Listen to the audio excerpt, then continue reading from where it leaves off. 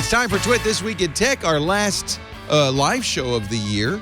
We've got a great panel for you. Owen J.J. Stone is here. Tim Stevens from CNET's Roadshow. From Twig, Jeff Jarvis joins us. We'll talk about the worst security exploit ever, in my opinion. YouTube and Disney reach a deal. Elon Musk, the person of the year. Really? I'll make a very embarrassing revelation. And then we'll talk about the dog that talks. Or does it? Really? It's all coming up next. It TikToks on Twit. Podcasts you love. From people you trust. This is Twit.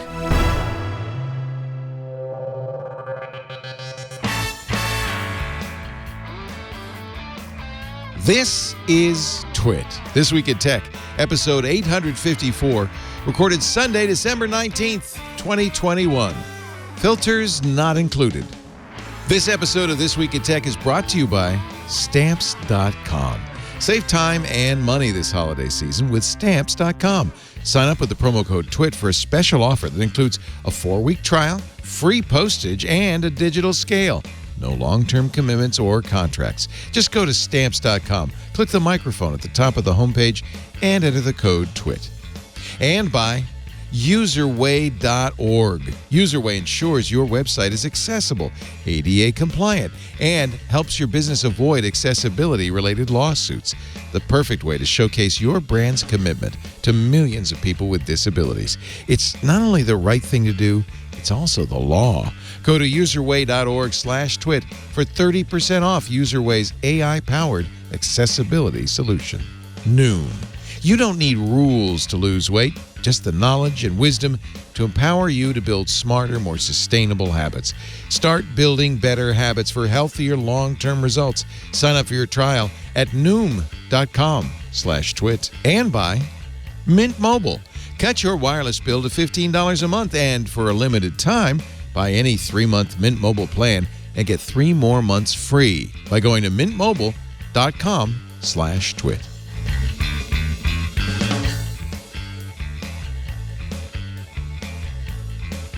It's time for Twit This Week in Tech, the show where we cover the week's tech news with my little metal deer friend here.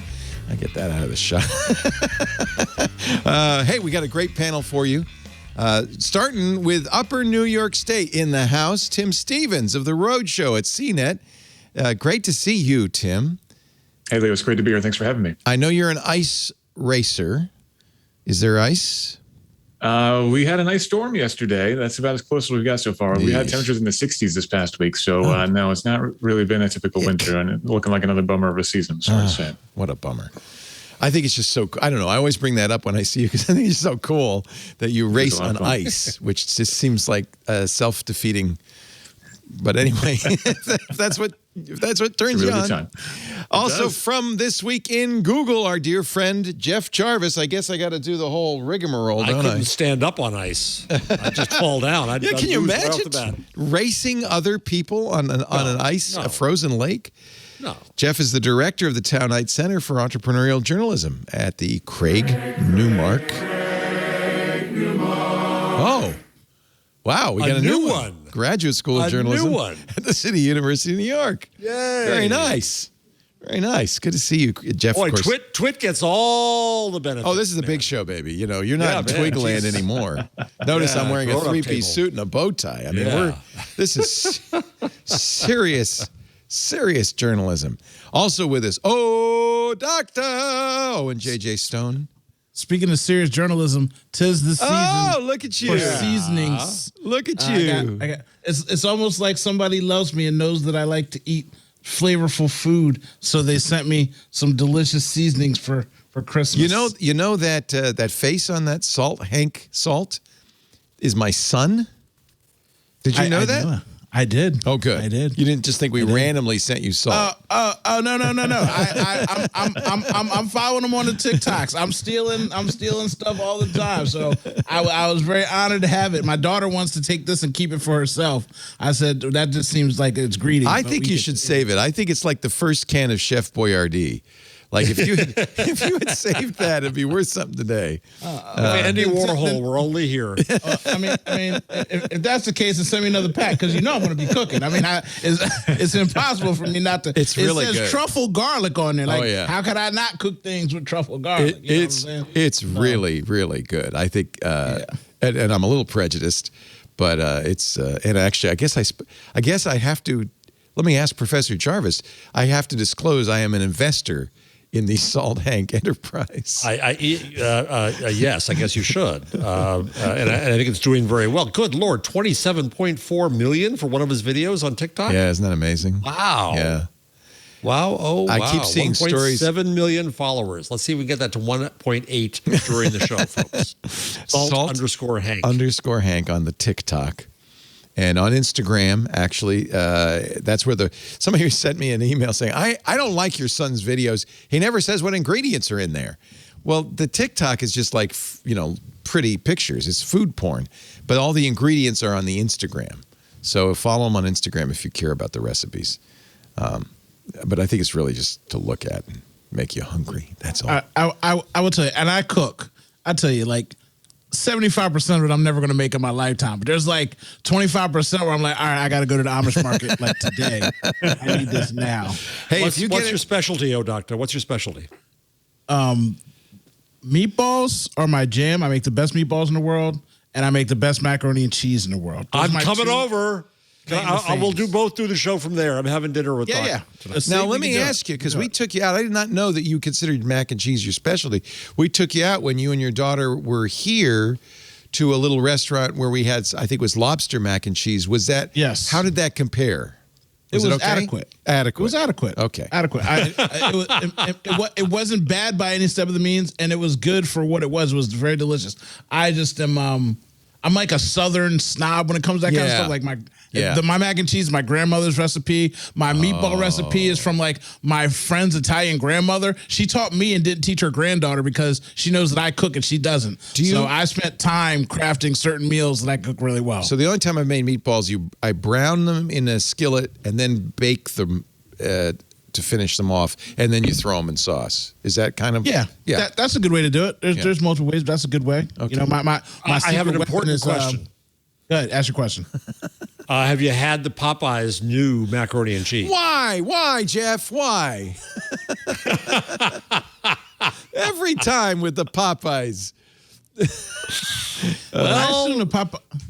By the time I got a hold of that chicken sandwich, I started selling them like they were drugs on the street. Like I don't understand why people thought these things were so good. Marketing is amazing. They have tricked the world into believing that diamonds have value and that Popeyes is killing it in macaroni and cheese and chicken sandwich market.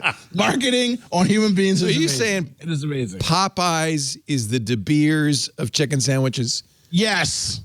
Okay. They couldn't sell chocolate diamonds because they were trash diamonds, and then they tell you they're chocolate diamonds, and then you gotta have them. They were at the bottom of the barrel for decades. It's now not they're brown. chocolate diamonds. It's chocolate. Yeah. One of my favorite Leo lines ever is when the sandwich came out and it's kind of thick at one end. He said there was a chicken bolus in the sandwich. It's got a bolus, a chicken in there. I'm not a fan. I think you should preform that stuff. Oh, I think it's good. So do you know what you would not like? When I was in China, and I don't know why I did it. When I was in China, I saw KFC, and I said, let me go to a KFC in China. Why not? Yeah, why not? I go to get a chicken sandwich. I bite into the chicken sandwich, and somehow the breading was around loose pieces of chicken. Like it was real chicken. Like it wasn't formed into a patty. It was just like I was biting out like breast pieces of chicken out of the breading, and I'm like, this is really weird, and I don't understand why they did that. They say that the Chinese are going to rule the world and all that, but I say there's a KFC on every corner in China. I don't think so. I think we are socially and culturally dominant. I think it's because they got tourists there. I don't see. No. The Chinese love KFC. Oh my God! And Japan as well. Yeah, Okay. Huge. What? I must have been before the time. What's not? When I was there was nobody in there but Americans when I went. Biggest. They're calling this Log4 shell exploit the worst security vulnerability in a decade. Somebody called it. I think it's the worst ever, and it's the gift that's going to keep on giving discovered the weekend of Thanksgiving. Log4j is a widely used Java-based logging tool from the Apache Foundation. It's used everywhere. First discovered in Minecraft servers.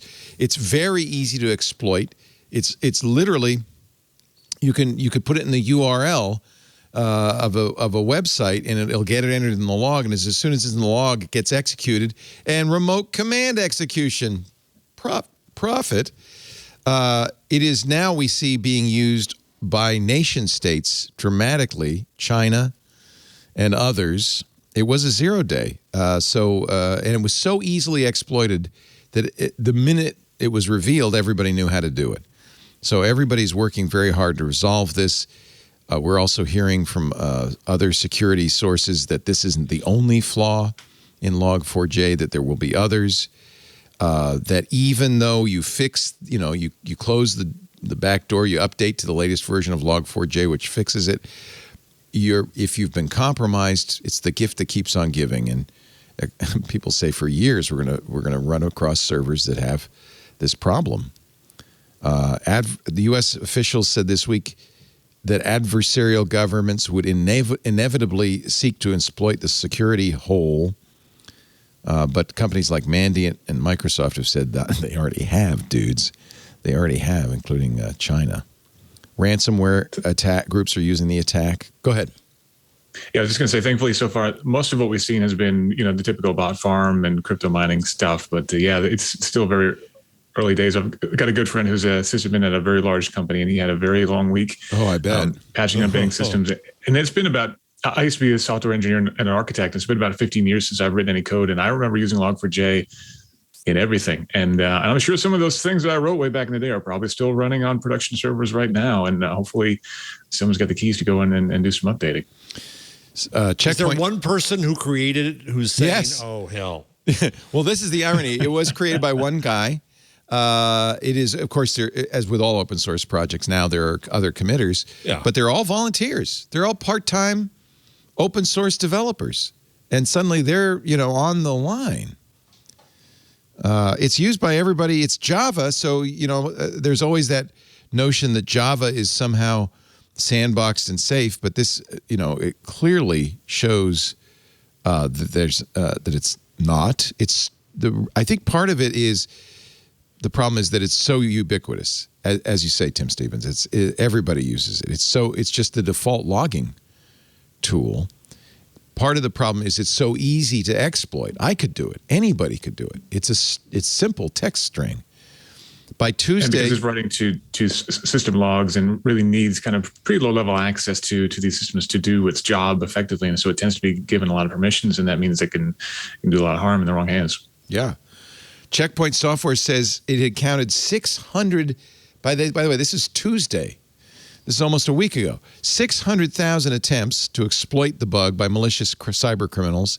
44% of corporate networks worldwide had been hit by these attempts. As you said, Tim, a lot of it relatively benign, like crypto miners. But once you see China and other nation states starting to use it, it's going to be about data exfiltration and perhaps worse. To date, CISA is unaware of a federal agency being breached, but federal agencies have been given till Christmas Eve to patch their software. Cancel that vacation, everybody. Oh, my God. The attack worked, this is what the Wall Street Journal says, the attack works reliably and is trivial to exploit. That's about as bad as you can get. Crowdstrike, Adam Myers, Senior Vice President of Intelligence with Crowdstrike, one of our sponsors, says it's a surprise. It's not more widespread. The question everyone's asking is, what aren't we seeing? And that's really where this is going to be a long-term problem, because I would guess many servers have been impacted and affected, but the people who have used it are laying low. They're in there, but they're sitting in there, and they will, do something later with it. So terrifying, just really awful. CISA is actually saying that it probably will affect hundreds of millions of devices. Now, the thing I say all the time, just to reassure people, it's not affecting your individual computer. You're a home user, a business user of Windows or Mac or Linux. It's not going to affect you. It only affects servers. It's the logging tool used for servers. Unfortunately, because it affects all servers, including Apple's iCloud, from Minecraft to iCloud and everywhere in between, it's very likely that something you use is impacted by it, and it could then turn around and bite you. That's why it's really important that you keep your own systems up to date, because it will be looking for weaknesses in your systems. So, and really the people it's most affecting are people who, like Tim used to be, sysadmins, people who have to keep their servers running.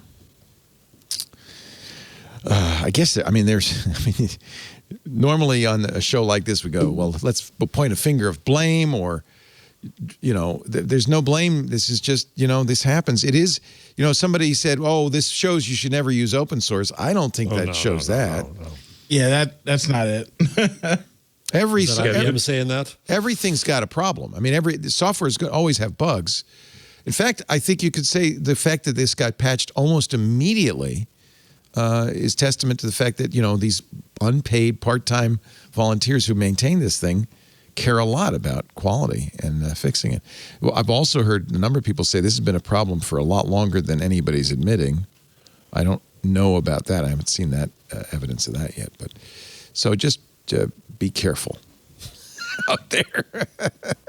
So what's the nightmare scenario? What's the worst that can be done with it? Anybody want to use their imaginations? As far as I know, you can run arbitrary code. You can basically inject whatever you want to. So as far as I know, worst case scenario is basically complete control of any system that's available publicly. Hopefully things are properly firewalled or even air gapped. Truly secure systems like that obviously should be fine.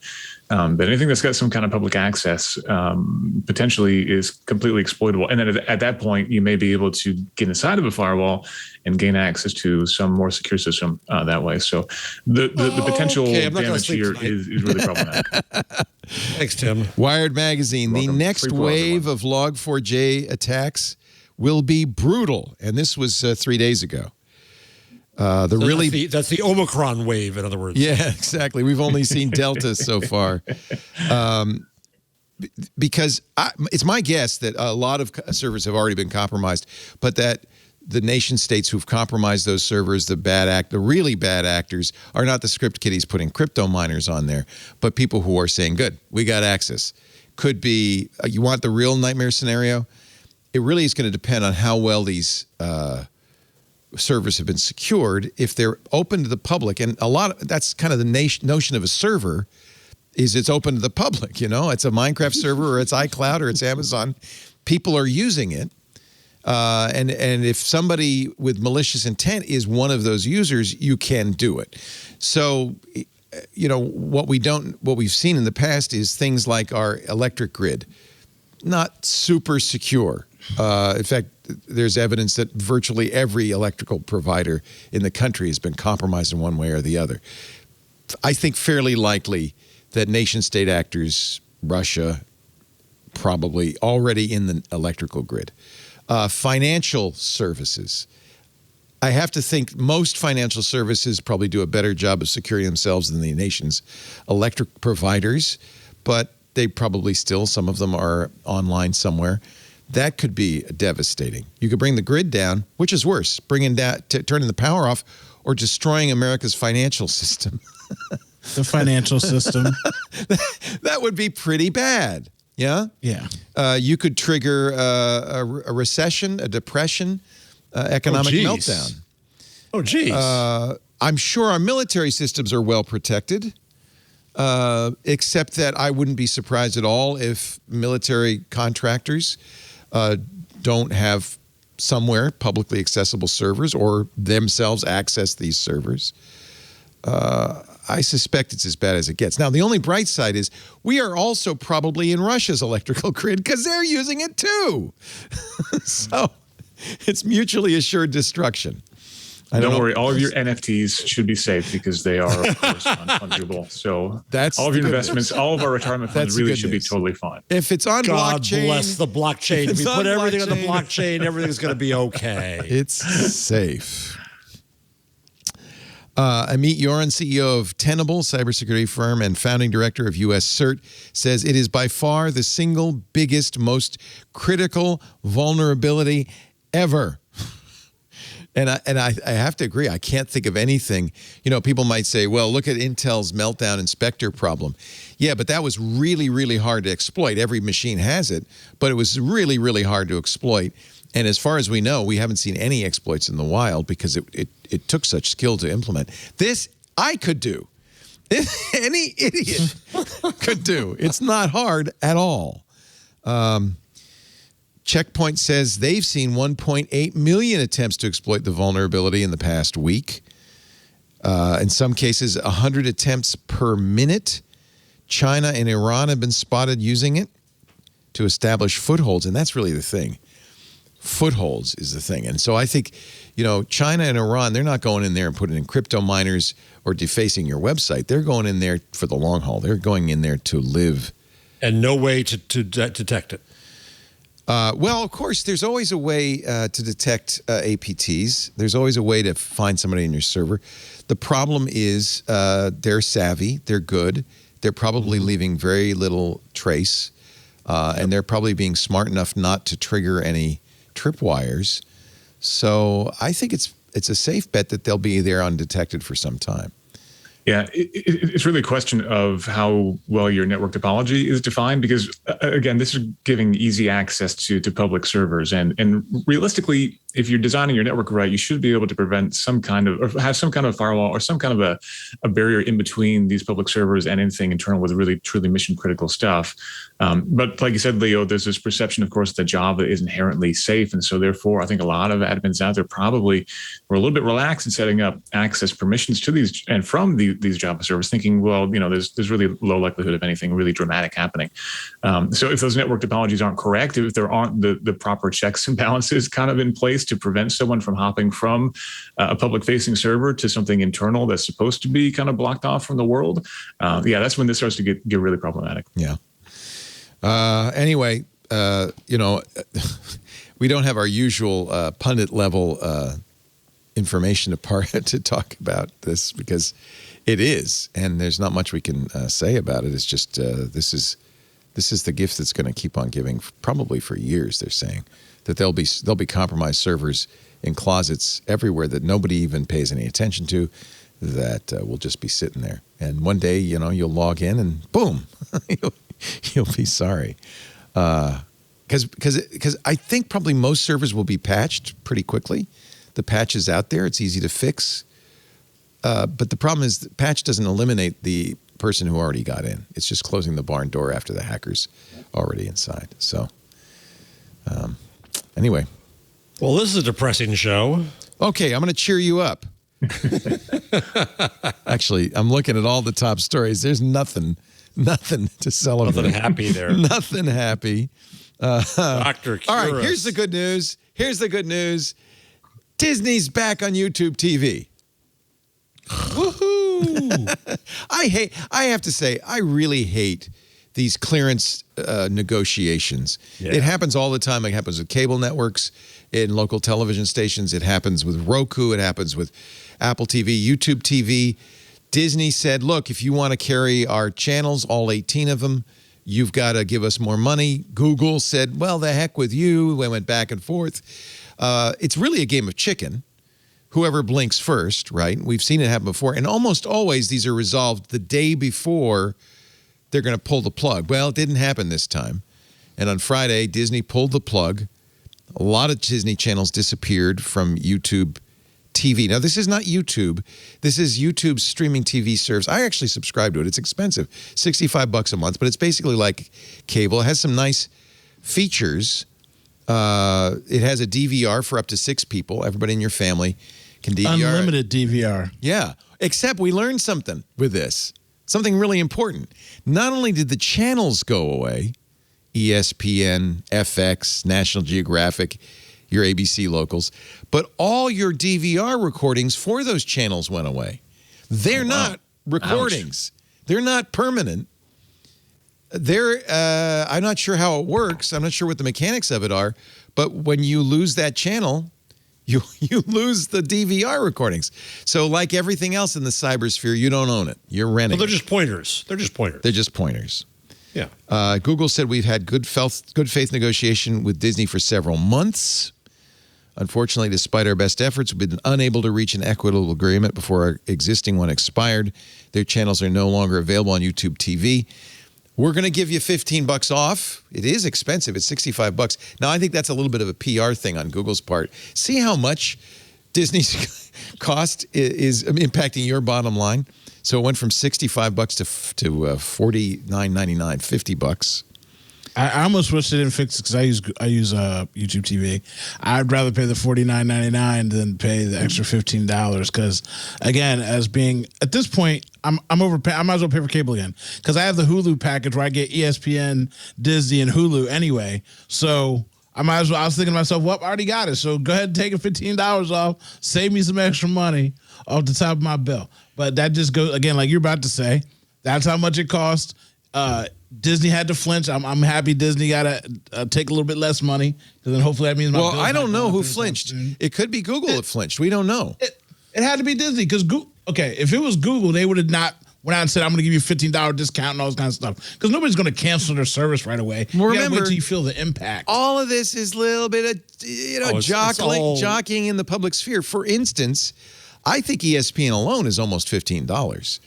So it's the most expensive cable channel. Well, I'm not sure it is anymore. It's pretty expensive. It used to be expensive. And this weekend, because of the bowl games, was of course they always do it like right before, you're gonna really pissed.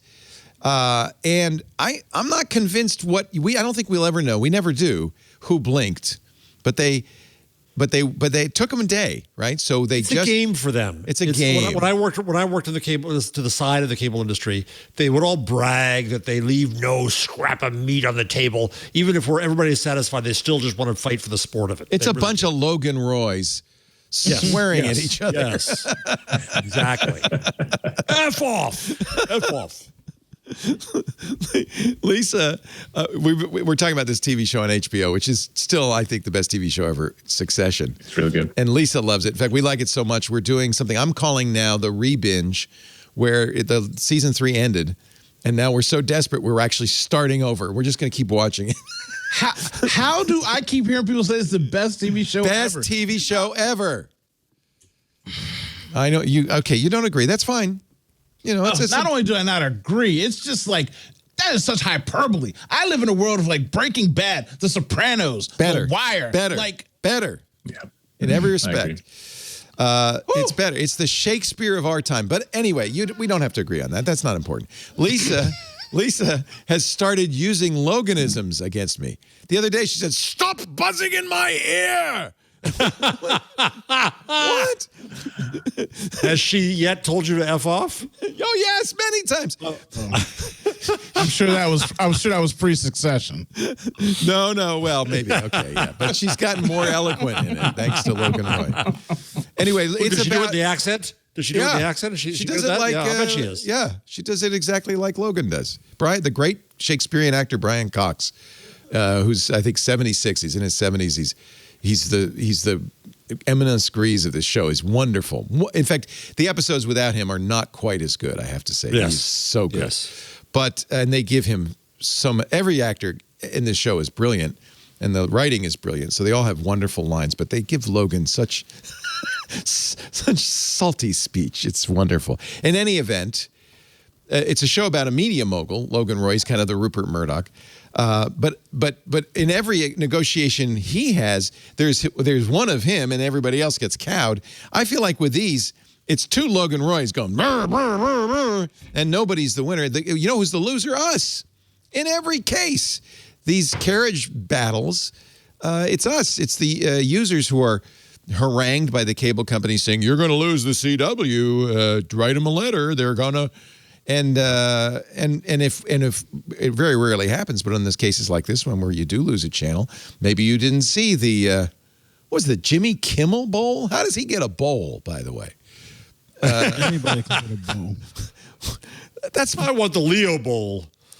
Really? There's a Jimmy Kimmel Bowl. That's anyway. You're not gonna get to see the Jimmy Kimmel Bowl, but and I think that was the whole negotiation strategy behind Disney. See, back in the day that affected the user, but now I don't get Stars Network. Okay, well I'll just go pay $2.99 a month That's to get true. Stars. There's many ways. Direct. Like before it's like, oh man, I don't have the.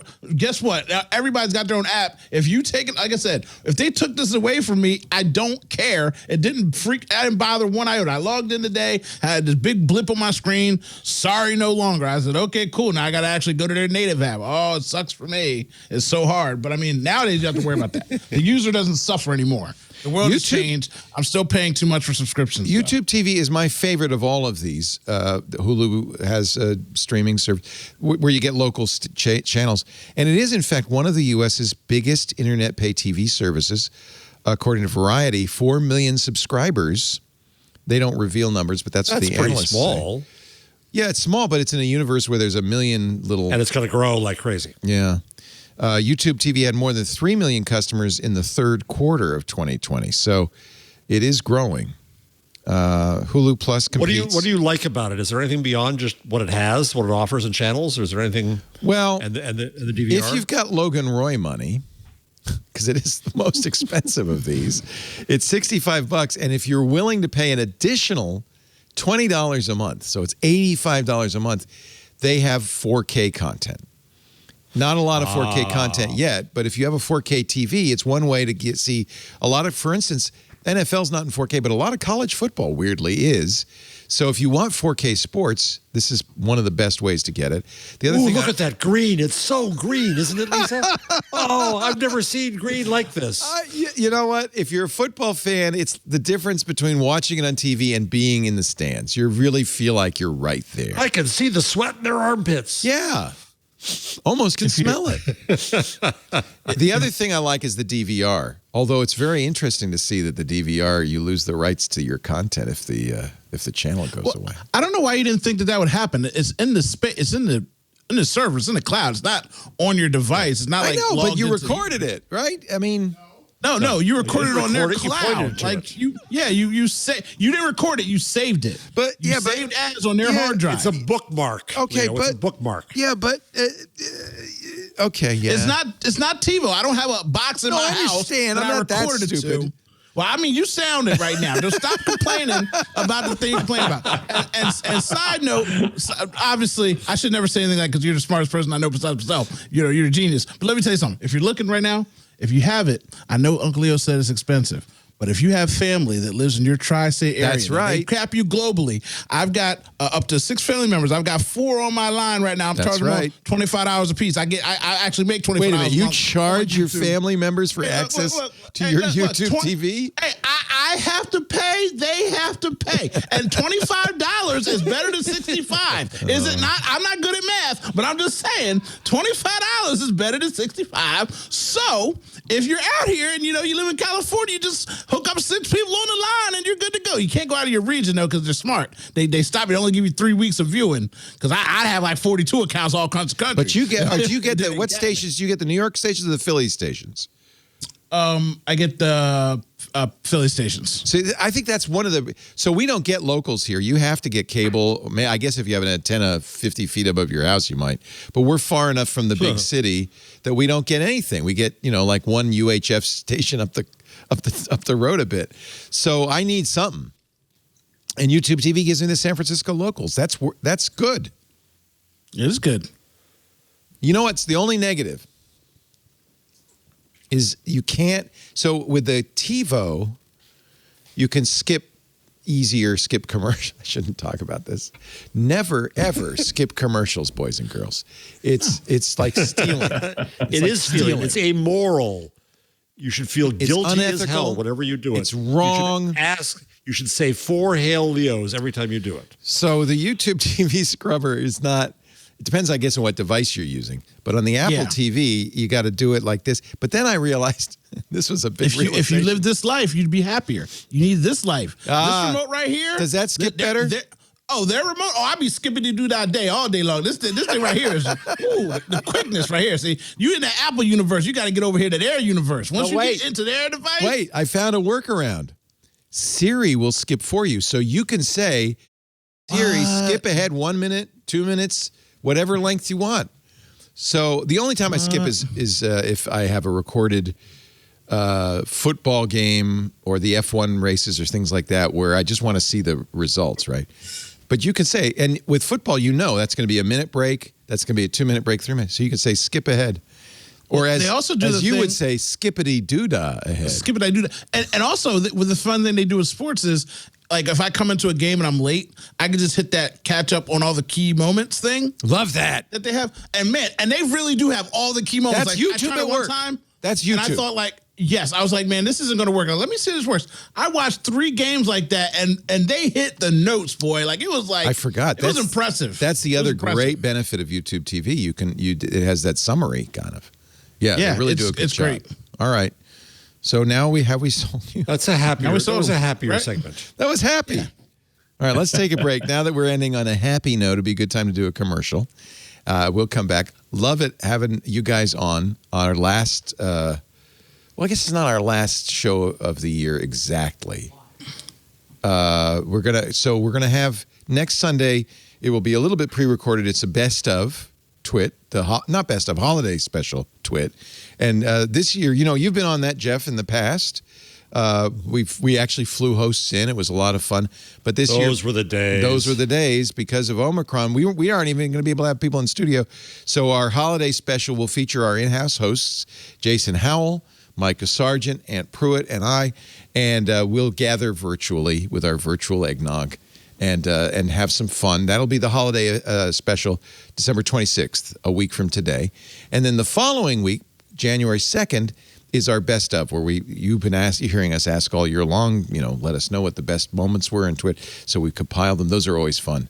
And then we'll be back live on January 9th. That's actually going to be a special show as well. That's going to be our Prognosticators Show. This was something Amy Webb, who's a regular on Twit, said, I would like to come on. She's a futurist. That's what she does. She helps companies strategize, plan for the future. She said, I'd like to come on and do a kind of look ahead to the future show. I thought, that's a great idea. So Amy Webb will join us. Then I thought, well, we shouldn't just have a futurist. We should have somebody whose imagination lives in the future. Daniel Suarez will join us. He's, of course, one of my favorite science fiction authors, Demon, Freedom, TM, a whole bunch of books in which that's his specialty. He's thinking about what the future will bring.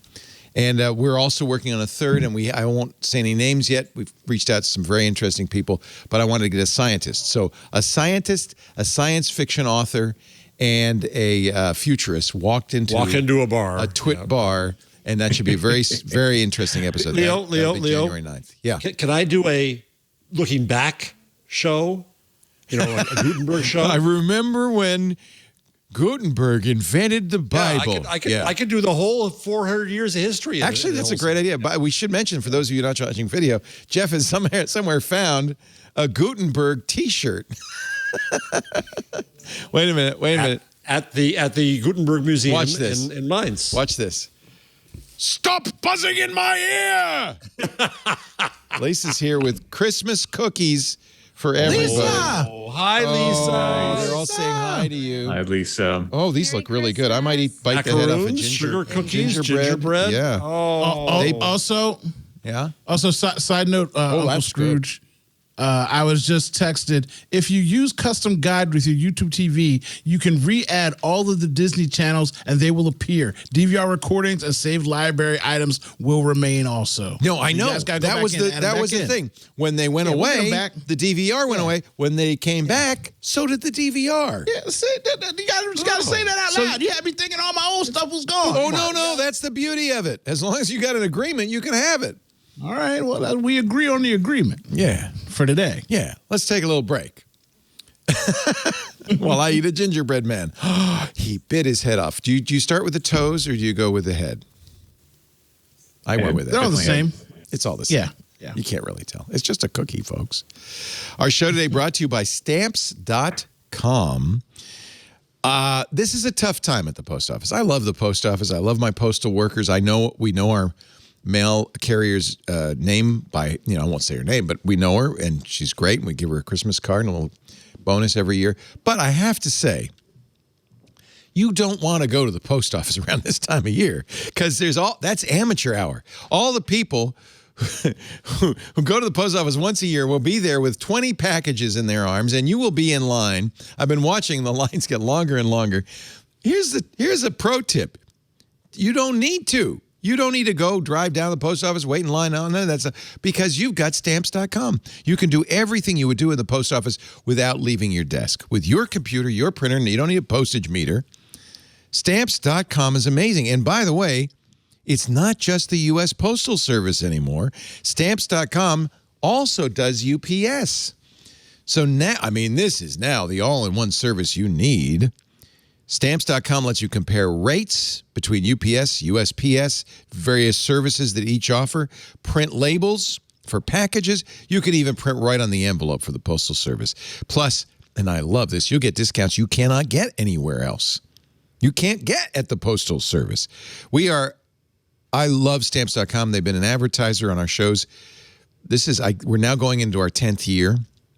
We've been using them for even longer.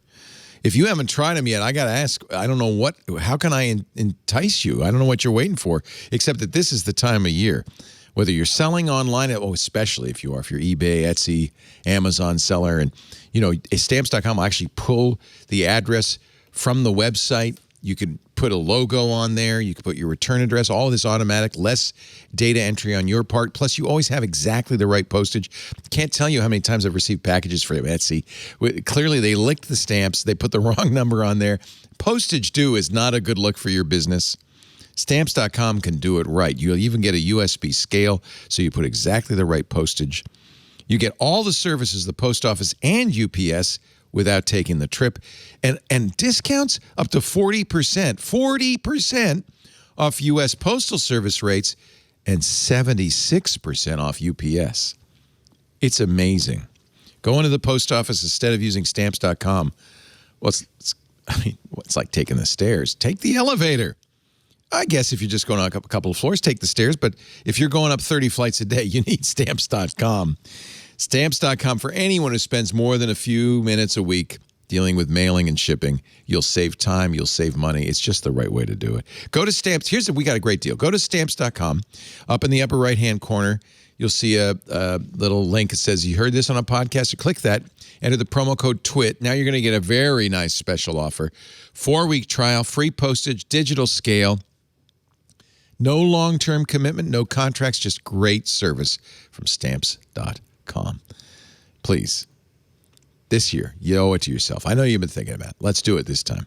Stamps.com, click the microphone, enter the code TWIT. Thank you, Stamps.com. Do you still, Owen, you still do a UPS store, right? Yes, but since you bring it up, I'm going into pre-retirement after Christmas Eve this year. Oh, is that good or bad? What are you eating, by the way? Are you eating a meatball? Macaroni and cheese? You had a cookie, so I figured I'd have something. Have a cookie. Okay.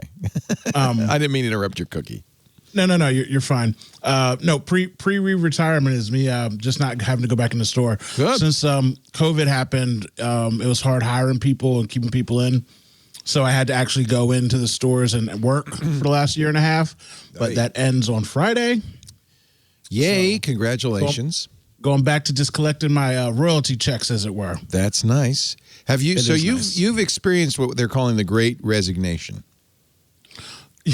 Yes, which is so. What happens is it cracks me up so much because there is a thing to where people are like, oh, nobody wants to work. No, nobody wants to work for you. I think that's right. I think that's right. Yeah. You know, there's a kid that I hired. I call him a kid. I don't know why I hate when I call people kids. He's a grown man. Anyway, he worked at Target for 3 years, and he's a hardworking guy. He's like, I just wanted a raise. I wanted to be promoted, and they would not promote me. And he comes in the store all the time because he's doing side hustles and whatever, and he's complaining. I'm like, dude, I need somebody. Come work for me. I hire him. This kid busts his butt. He's making more money now than he was there. And they call him every week, promising him a manager position to come back. And he's like, no, because when I was there, you wouldn't pay me and give me any kind of increase. He's like, so what, I want to come back there because you need people and you're not going to give me what I deserve for growth. Like, so nowadays you're like, look, I can go work at Sam's Club or Costco making $24 an hour. I get an email from Amazon every day saying, look, we'll pay you $3,000 bonus in a week. And we're paying, first it was $18, it was $22, now it's up to $24. So, I mean, there's options out there. So when you go to a store and they say, oh, we can't find help. Look at yourself. Yeah. I think that's true. What you're offering. Yeah. I mean, people are, I guess they're not dumb. they're gonna take the job that's the best. Competition. It's competition. It's hey, capitalists, welcome to capitalism. I'm not sure I'd want to work in an Amazon warehouse for any price, though. Well, Amazon's had huge problems this last 2 weeks. Yeah, the talk collapse. about UPS store that happened, and their systems went down multiple times. I love when I get an email that says we get a big red alert in the morning because we pre-see the systems down for returns and things like that. And it says in there, don't tell anything to the customers. Don't tell them the system is down. And I'm like, if you turn on the news, it's on 9 o'clock morning news. So I'm supposed to get cussed out by customers because your stuff isn't working, but I'm not supposed to tell them that your system's down when it's on ABC 20 minutes ago. Like, nah, dude, like I'm telling everybody, yo, it ain't me, it's Amazon. Can they enforce that though? Can they make it hard for you to work with them if you... No. It's a suggestion from them because, we suggest you don't embarrass us. Thank you very much. Yeah. I mean, just in our stores, we do a lot of volume. And like I said, I wish I could talk to somebody at Amazon because there's so many scams that I see people doing, and I can't say anything about it. I just got to sit there and watch it go. But I wonder how much money they lose left and right. And again, when their system was down, that was really bad. Like the whole nation, you couldn't return anything for like a day and a half. No returns. People were upset. Are the scams you're seeing people returning stuff? What? So I'll tell you two scams that make me angry, physically angry. Halloween comes, November 2nd, families come in with 5 costumes. One for the mom, one for the dad, one for each kid. And they're like, oh, didn't work out. So you went and trick-or-treated and got this costume all funky and returned it because you don't have to look at a person. You'd never go to the Halloween store and return those costumes. You would never walk into Walmart and return those costumes. They look at you. But when you go on Amazon, you clickety-click. You ain't got to talk to nobody. You walk in, you hand it to me. I don't work for Amazon. I don't care. I have to My store alone, we do thousands of Halloween costumes returns every year the last 3 years because people found out about it. Amazon knows this and they go, well, it's the cost of doing business. We're still making money. But there's so many individual people out there that are losing money on that too. I don't know how the math works out, but I'm like, man alive. That's just one thing that I see. My other favorite thing is because you're not checking the product. I shouldn't even be saying this. I guess people could learn more to do it. Anyway, you come in, you say you bought an apple, right? This is why you listen to Twit, ladies and gentlemen, to learn how to scam Amazon. You bought an apple from Amazon. You come into me, again, not an Amazon employee, and you're returning it, and you give me a penny in the bag, and I just close up the bag and put the label on it. Now, it goes back to the warehouse. Now, sometimes they just bulk ship them off somewhere else, but half the time, nobody's checking. So once people realize that you could get away with this, you get away with it. Now, mind you, after a certain point in time, expensive and return something cheap. Yes. Now, mind you, just so people don't go crazy, there was a guy who just got caught. After $290,000 of the stuff, he'd buy a $1,200 laptop, send in a $300 laptop return. He'd buy a $400 toaster and send a $25 toaster in return. But after a while, he got caught. I'm like, how did you let it go up to $200,000, $500,000? But people come in. I had a guy come in with a trash can. It was one of those fancy $200, and the box was empty. I said, sir, did you forget the trash can? He's like, no, it came delivered like this to me, so I'm returning it to Amazon. And I'm like, okay. But it's not your job to enforce those rules. It's not. I can't say anything about it. I don't do anything. I just click the button and go on. But when I see it and it's in recurrence, I'm like, man, people catch on really quick. So, but I got something expensive from Amazon. Go ahead, Tim.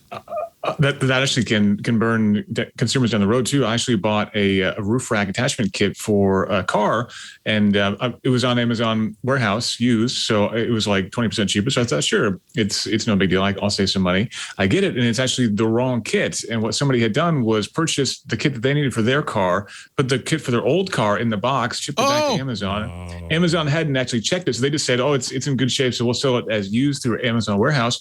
And then they sold it to me, and I get it, and it's the wrong kit because it's the kit from the previous person's last car that they had returned and gotten a full refund on. So exactly, that can definitely go kind of carry down the road and burn the next person. All right, I'm going to admit an embarrassing story.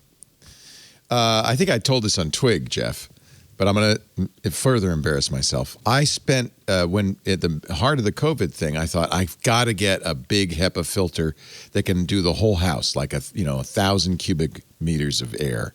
So I got a giant. It was like $700, but because it was the time, you couldn't get a new one. So I got a giant one that was used. And as I've been running it for a year, and after a year, the light comes on and says you need to replace the filters. So I opened it up. I said, well, where are the filters? And I got online. I'd been running it for a year without the filters because somebody, I know what happened. Somebody bought it new, took out the filters, returned it, got their money back, but they got the $100 worth of filters for free. And I end up buying the one. I foot the bill because I bought the one. And you had dirty air for a year. And I didn't even know it because I didn't look at it.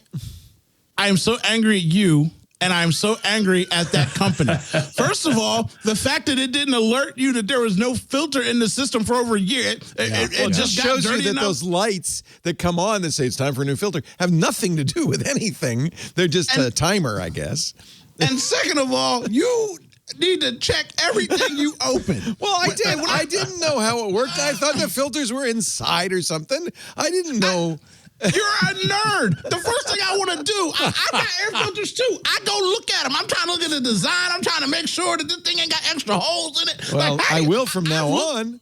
I've looked at filters. Maybe I'm just a loser, but I look at filters. I want to know what kind of filtration I'm getting. I've been going, we're safe. We're safe. We got the filters. We got all the air is clean. We're safe. Nothing. You've been running a $700 fan, and I'm so upset with you right now. I'm so upset with you right now. So I had to return a TV to Costco. They check the serial number. They check everything, which good on them. But I also got something from Amazon that was expensive, and it was defective. It wasn't working well, and I wanted to return it. And they first gave me some rigmarole, and they said, okay. And they said, just keep it. I said, I'm not trying to keep it. I don't want to keep it. I want to return it. No, just keep it. Yeah, so there's certain lists of items that they can't return. Again, I shouldn't say these things either, but there's certain things that they can't return, and people figure that out too, that they won't take back. Anything that ever had any kind of fuel in it, they tell you just keep it. Anything that's a medical device that's been touching your skin, which they tell you keep it, which I'm wondering, like, how do they take back clothes then? Because I put the clothes on, they touch my skin. But anyway, that's neither here nor there. And Costco nobody wants to buy a used, colostomy bag or something. Yeah, well.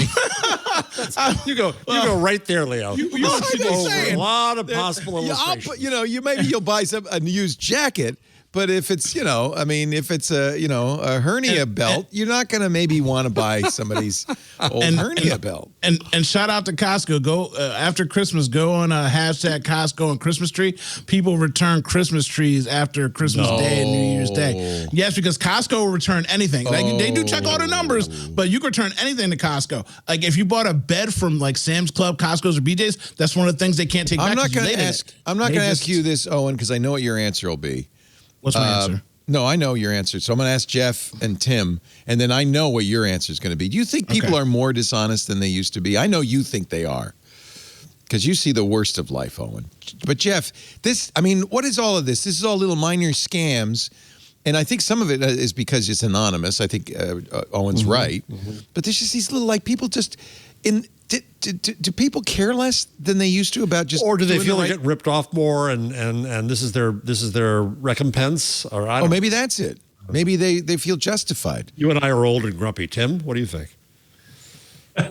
No, I definitely think that there is a general perception of I deserve this, which I think is more widespread than before. But honestly, I think that it's just easier than before. Like Owen said, there's no eye-to-eye contact with anyone who's really directly affected. And so I think that level of corruption or whatever it is probably roughly the same place as it was before. It's just so much easier to do it now that more and more people are doing it. Yeah. And Owen, So- what are you going to say? I'm going to give you the chance now. So, this is what I tell people about the world, right?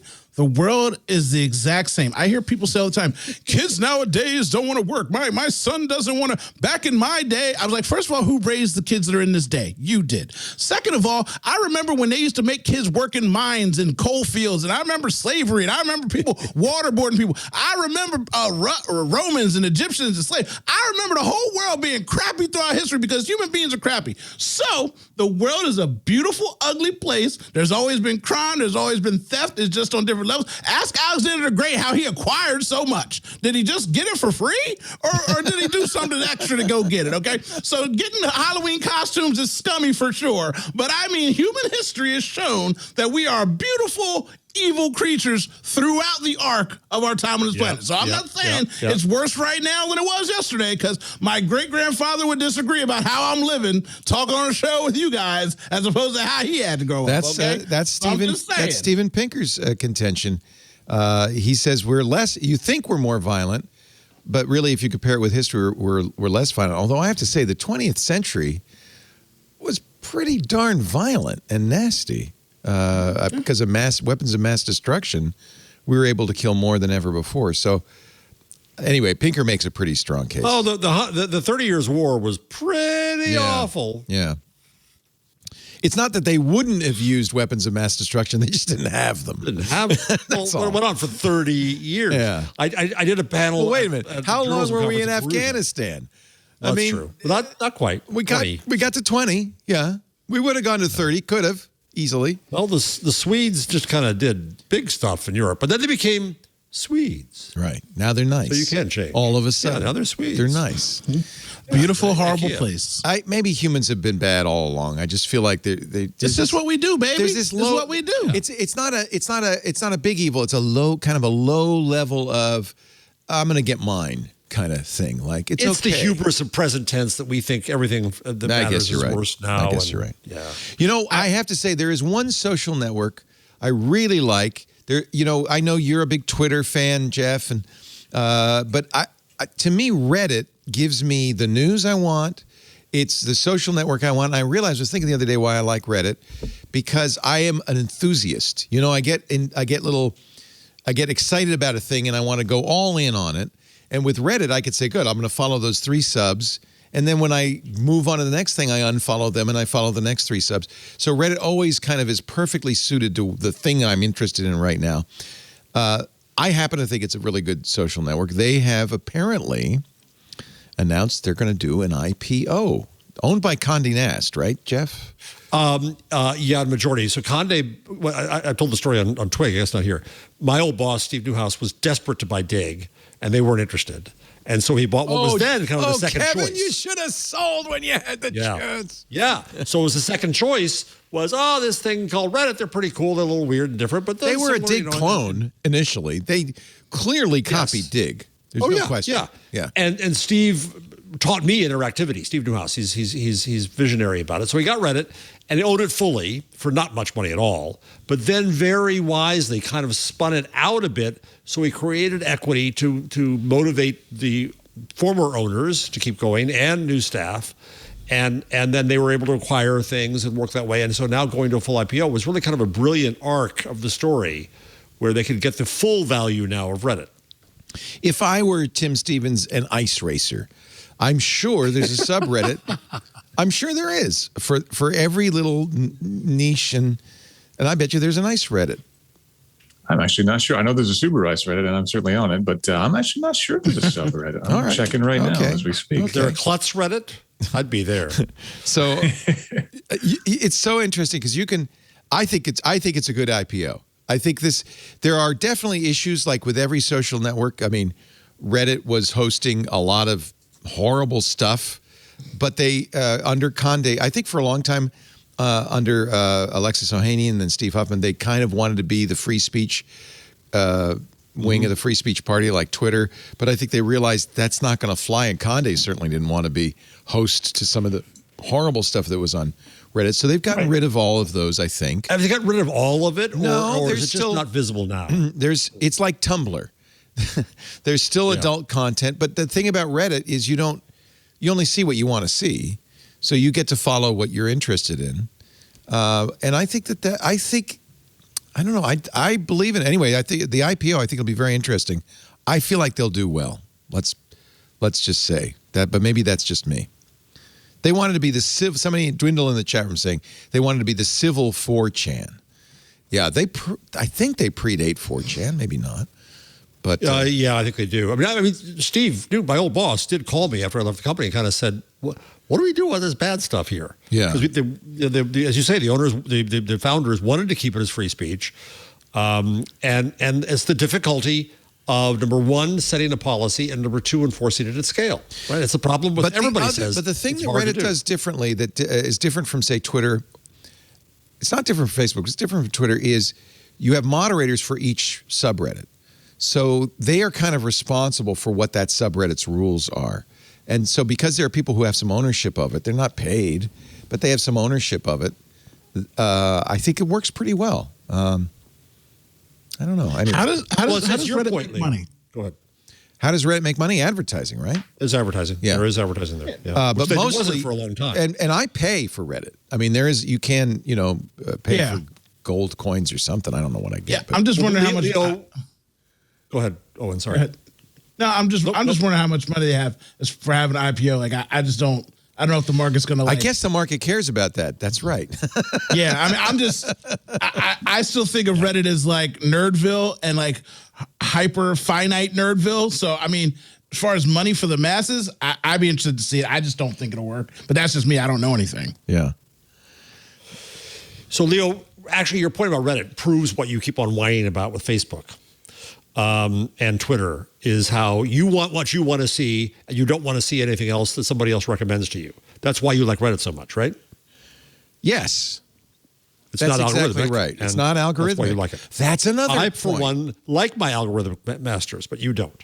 No, and we've had this conversation on Twig and on this show, and there are people who say, "Oh no, you'd be bored to tears." Adam Mosseri, the guy in charge of Instagram, says you'd be bored to tears if you only had a chronological feed of the people you're following. See, I disagree. That's up to me to make it what I want it to be. Where do you fall on this, Tim Stevens? I think it depends on the platform. I actually genuinely enjoy on Instagram, for example, seeing kind of interesting things on there. But for Twitter, I absolutely want a linear feed of the people that I'm following, and I maintain pretty strict lists in terms of what I want to see. And so I'll hop from one list to the next, depending upon what kind of content I'm looking for. If I'm looking for, news that we need to hit, for example, I have one list for that. If I'm just kind of checking out with what my friends are up to, I have a list for those sorts of things too. But I definitely like the Reddit model in terms of subscribing to what you want to see. It does bubble up things to the front page that are just genuinely interesting, and I think it does a pretty good job of that too. But I tend to prefer to curate my own things when I can. Yeah. Anyway, I don't know. I didn't mean to turn this into a referendum. How do you? Let me ask a question about it. What's the smartest way for those of you who love it? Because I have not been on it much. What's the smartest way to use Reddit? How do you use Reddit well? I would say you should pick a small number of subreddits. So Reddit is, it's kind of like forum software. It's divided into sections of interest. I would pick a few things that you are really interested in. And follow those. So I follow, for instance, /r/politics. I think that's a good one. Obviously, you're not going to follow r/Linux or /r/Valheim. That's not going to be in your.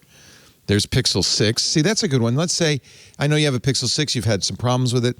That would be a good one to follow. Unfortunately, the Pixel 6 subreddit has a problem. A lot of Reddits do where people post pictures of stuff.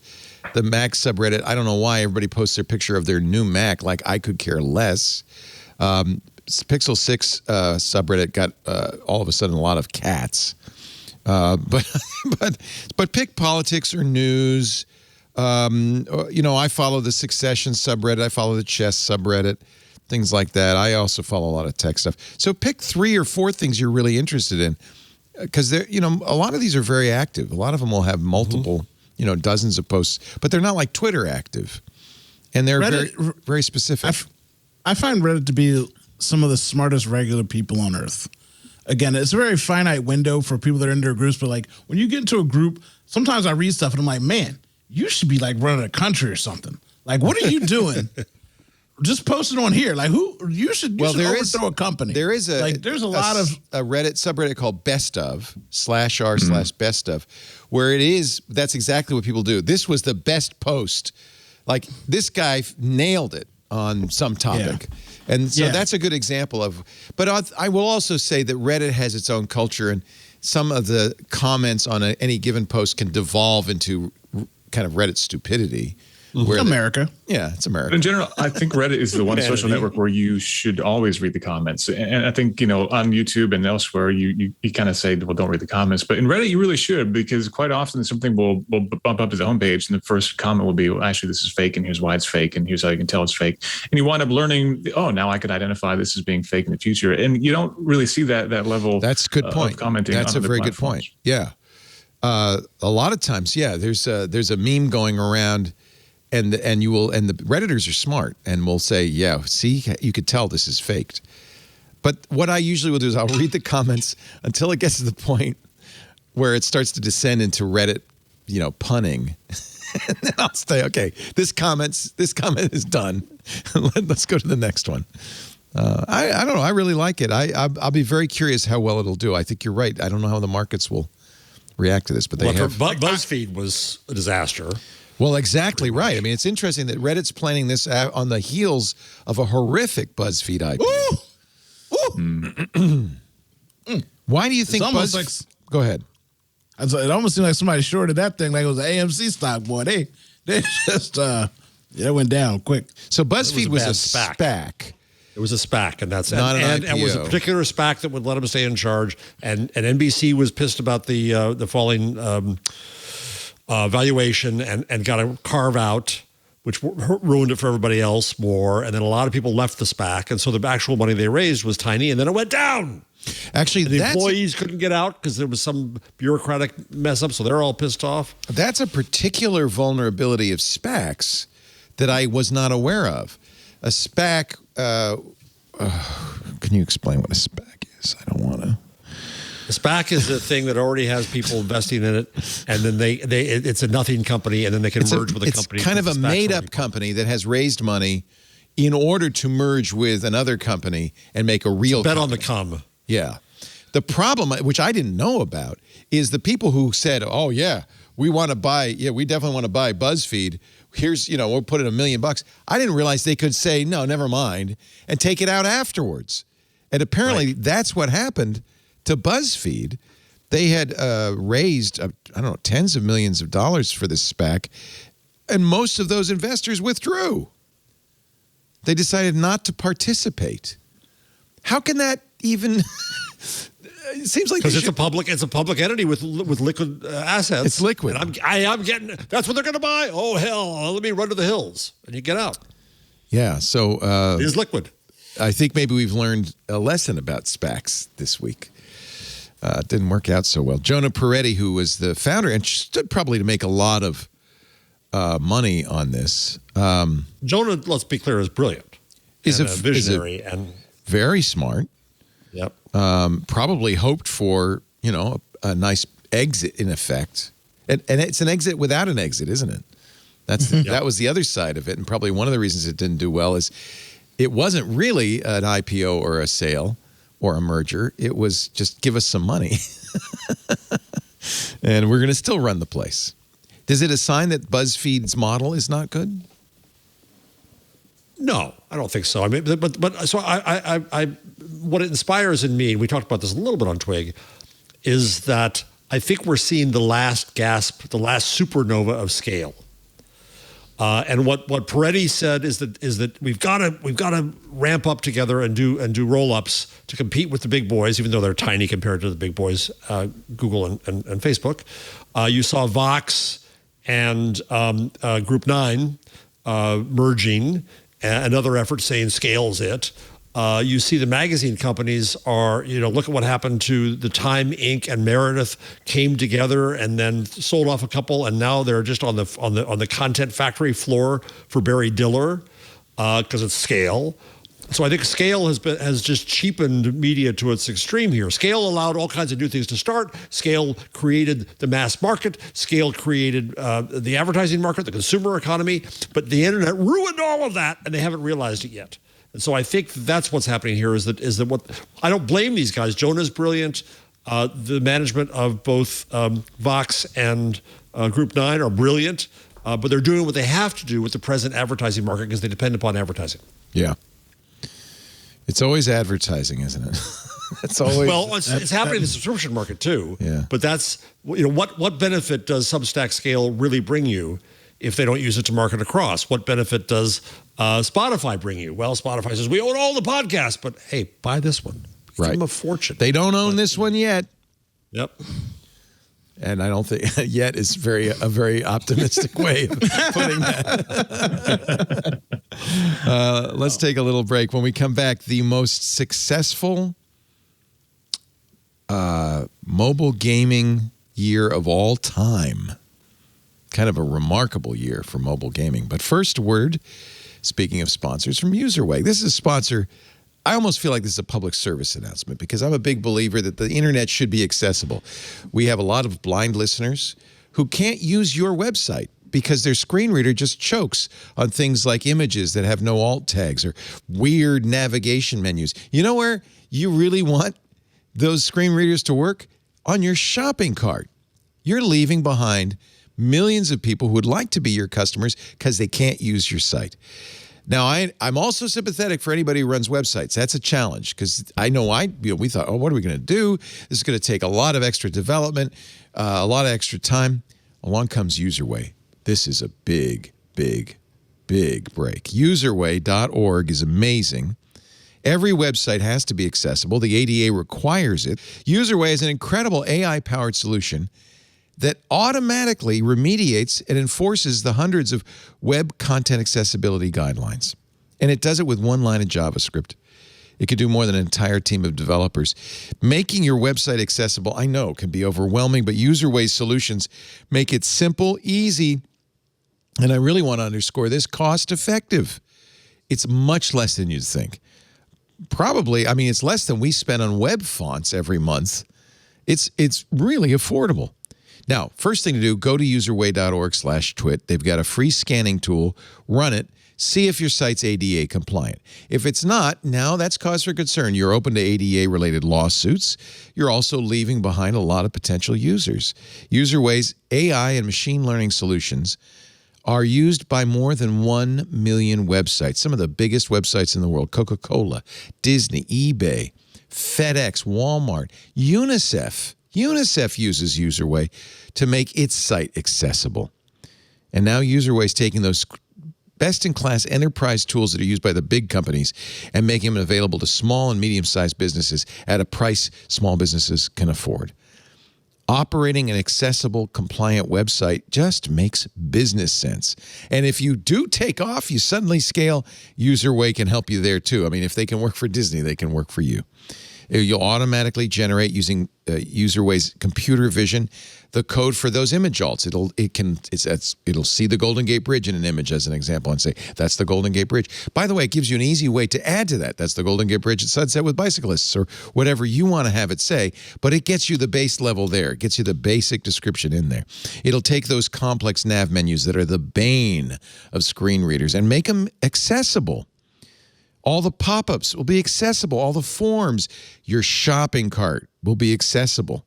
And you'll get a detailed report of all the violations that were fixed, plus an easy way to modify it, to enhance it, to improvement. UserWay completely platform agnostic, one line of JavaScript. It works almost everywhere on WordPress, Shopify, Wix, AEM, Sitecore, SharePoint. On many of these sites, it's just a plugin. On any site, you can always add that line of JavaScript. It integrates seamlessly, and it gets the job done. It's really kind of remarkable. Just ask Susan Bennett, the voice of Siri, what she thinks of UserWay. Hi, I'm Susan Bennett, the original voice of Siri. You won't hear me say something like this too often. I'm sorry, I don't understand what you're looking for. but every day. That's what the internet is like for millions of people with disabilities. UserWay fixes all of that with just one line of code. One line of code. It's kind of amazing.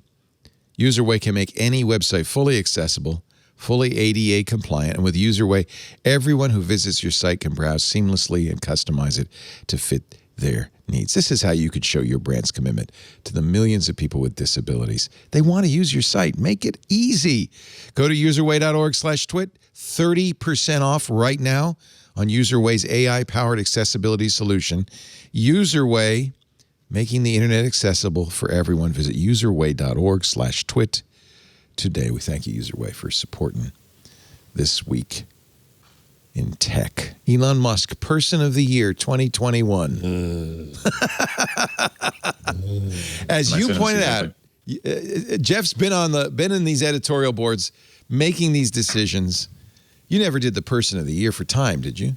No. But I was at People when we had a picture of, I don't know who it was, Tom Selleck or somebody, and the editor, Pat Ryan, my mentor, couldn't figure out what to do as a cover bill. He was just another boring, good-looking celebrity, and she finally decided, let's call him the sexiest man alive. And that became an institution every year, like, oh, they're going to decide who the sexiest man alive. Like it had any meaning whatsoever. It's just a cheap trick. And I realized that, Time used to... You find they put Hitler on as a man of the year. Okay. In 1939. But their goal was to sell magazines. That's no longer the case. I realized this after we talked about this last time. Yeah, because they don't sell Times magazines anymore. Is to troll. They want the attention that we're giving them right now. They did it to Time trolls. That's what this is about. If it works. It worked. It worked. We're talking about it. Schmucks. Here we are. In 2006, it was us, by the way. You were the Person of the Year. Because of the World Wide Web. You. The world is all about you now. Talk about ridiculous. That run right there is ridiculous. 2011, it was The Protester. 2005 was The Good Samaritans. The American Soldier, The Whistleblowers, but more often it's somebody. 2018, it was The Guardians and the War on Truth. What? So, your point is well taken. This is just trolling. On the other hand, I think, and we talked about this on the radio show with Rod Pyle, who's our space expert, you can make a case that what Elon has done in many respects is world-changing. I mean, what SpaceX is doing is mind-boggling. They're worlds ahead of not just Jeff Bezos, but of NASA, of the military-industrial complex. Electric vehicles. That was 2 years ago. Okay. Maybe it wasn't 2021, but I think, Tim, the impact of Tesla can't be understated on the world of vehicles. Definitely, they've raised awareness of EVs in a big way, but you have to ask, how much of that was Elon Musk responsible for himself? Tesla was not his company. He basically was a very deep pocketbook to keep Tesla alive, for sure, and he's certainly done a lot to raise the profile of Tesla, and they certainly had a major influence in shaping Tesla's destiny. But was that really a major story in 2021? This is supposed to be the most news impacting individual or group of individuals of the year. And, it's hard for me to say that he was the one who was the person that was most talked about in the past year. That seems unlikely to me. Certainly there are a lot of other deserving folks, I think, either on the political side of things, with the insurrection, or certainly on the COVID research side of things. Whoever invented the mRNA vaccine might have been a more important person this year. Yeah, you might say. In fact, if Elon was in the on the headlines this year, it was almost invariably about his weird tweets. Yeah. It wasn't about anything he'd done. Can I ask the panel a question? Yes. What is Time magazine? There you go. Well, my son, let's start with Gutenberg, and we'll get there in about an hour. I listened for the last 3 minutes, and for the life of me, I still don't understand what any of you are talking about. Owen, when was the last time you bought, if ever, a physical magazine? What's a magazine is your next question? Well, this is a family show, so I mean, I've had a couple of magazines. Say what it was. Right. No, but by the way, if you're magazines and comic books are publishing my girly jam. magazines, what the hell? Who's buying girly magazines? Yeah. Really? I mean, what is that business? It's still around, I guess. I mean, I don't know. I go into bodegas. I see the top row with the black bag. Yeah, over I the top know. of it, so Somebody's they're still out buying there them. selling them. I guess- Physical media, brother. Physical media. Some people still like tangible objects. You know, some people So like some people do tangible. not trust digital devices, and I think there's probably a pretty good, if you have the Venn diagram of people who need that kind of content and people who are really distrustful of digital devices, there's probably some big significant overlap. And like cyber, I'm betting too, and have a lot of blockchain. My dear mom, 88 years old, sent me a subscription to the New York Review of Books, which is, so I think it's every week, I get this big tabloid-sized paper. Is it monthly? It feels like it's all the time. By the time you get around to looking at it, it's a week. You know? And it's a magazine about books. It's like paper on paper. It's meta paper. I love it. She's right. She knows I love books. Not buying a lot of books these days. Usually buy them in ebooks, but still, that's a book. You're reading it, or audiobooks. But anyway, she asked me, and she said, "Should I get you the New York Review of Books? Do you enjoy that?" And it broke my heart. But I had to say, "Mom, I love it, but I don't need to read it. I read everything online, and it's probably not online. I don't even know if it is, but." Don't. I said, don't. No, This is like the reverse of that great Everybody Loves Raymond episode, where Raymond bought his parents' Fruit of the Month Club. And his mom, why would you do that? Who needs a fruit every month? What am I going to do with all this grapefruit? What are you doing? What are you thinking? Yeah, the first one's always grapefruit, isn't it? Yeah, Who needs a case of grapefruit? No one. No one needs a case of grapefruit. No one. Speaking of EVs, we should go ahead. You want to tell an anecdote about your dad? Oh, just real quick. I accidentally bought my father 7 bags of grapefruit in his old folks home. And I got the same routine. Like, what am I supposed to do with 7 bags of grapefruit? I said, I know. I'm sorry. What about, speaking of EVs, I think now I guess the Build Back Better bill is dead thanks to Joe Manchin. But that was going to include a fairly hefty incentive. The current EV incentive is $7,500, only available to car makers who have sold less than, correct me if I'm wrong, Tim, 200,000 units. So Right. Tesla's over. You can't get an EV credit for that, but I did get one for my Mustang Mach-E.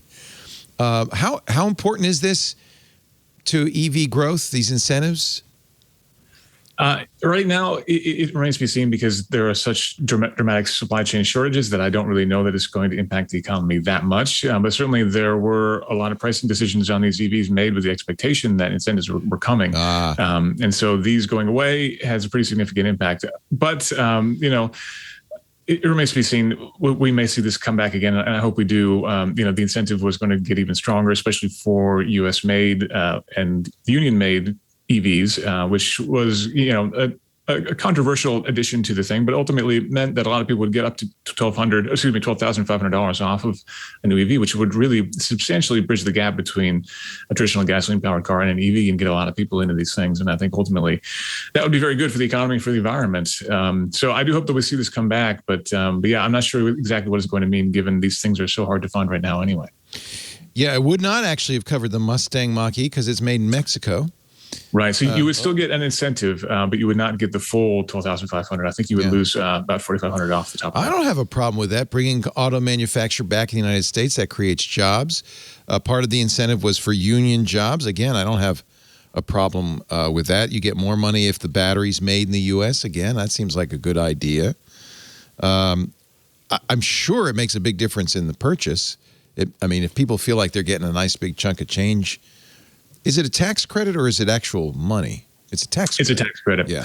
But it depends on some manufacturers and some dealerships were actually kind of taking that off of the lease price, for example. So it would be often factored into the price of the car. It depended, on state incentives too, which would sometimes get factored in that way. Yeah. But it would definitely, that's a significant amount of money on a car that's, in the $40,000 to $50,000 price range. You're talking about maybe a 20% discount. And that really would be enough to encourage someone to go to an EV who might not have been thinking about it otherwise. Yeah. Yeah. And is it the case that it's a good thing to encourage EV I mean, I'm not all. I am not in favor of just general subsidies for American industry for just because they're American. But is it a good thing for the environment or the economy to have EV sales go up?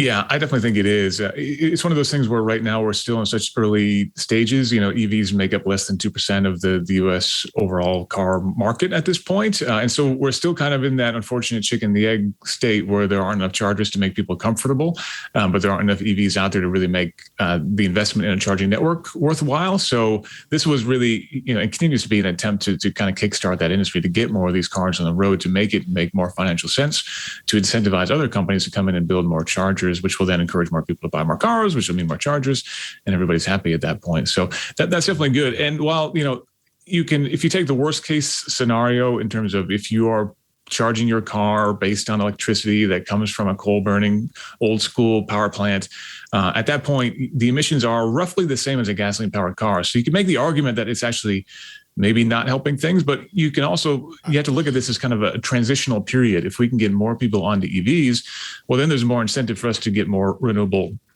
power sources and more opportunities to get more green energy into more people's homes. And that just helps to kickstart that industry. So there's a lot of carry-on secondary, tertiary effects here, which I think are all very positive. And ultimately, this could be a bit of a handicap for those efforts. And there is money already in the infrastructure bill for the charging network, right? I think it's a significant amount of money. Yeah, definitely. Yeah, that's part of this too. Yeah, some billions of dollars. Go ahead. I'm happy you said what you said at the end about the renewable energy, Tim, because the thing that cracks me up the most about these things is, how do these batteries get made? How do we mine these batteries? Are we just taking flowers and making batteries? Or are we just blowing up big parts of the earth with large machinery and exposing things and digging and drilling to get the materials to make all these EV batteries that only last a certain amount of time? And then the way that we charge them. Like if we were a solar, wind, water generating power place, it'd be great. But I mean, we're destroying the planet to get the batteries, and then half the places aren't even using good power to regenerate the power for the batteries. So it's a catch-22 on whether it's better for the environment or not. I mean, it's absolutely better for the environment. Many it's levels. clearly better. Gas vehicles, it's definitely better. Pollute. If we don't transition, then it's a dead end street. All vehicles pull resources out of the earth. I think you could make a strong case that private ownership of cars is a bad idea. But as long as you're going to have them, it's a lot better to make them electric vehicles than it is gas vehicles. By the way, there's a lot of effort made to recycling these batteries. They're getting very good at that. So you're not always pulling lithium out of the environment to make these batteries. They're lasting a pretty long time, surprisingly long time. It feels like longer than we'd expected. And that's why I said what he said towards the end is what we want to work towards. The reusing of the materials that we're using and the way that we power those materials. That's really important too. So hopefully we do make absolutely. Going forward.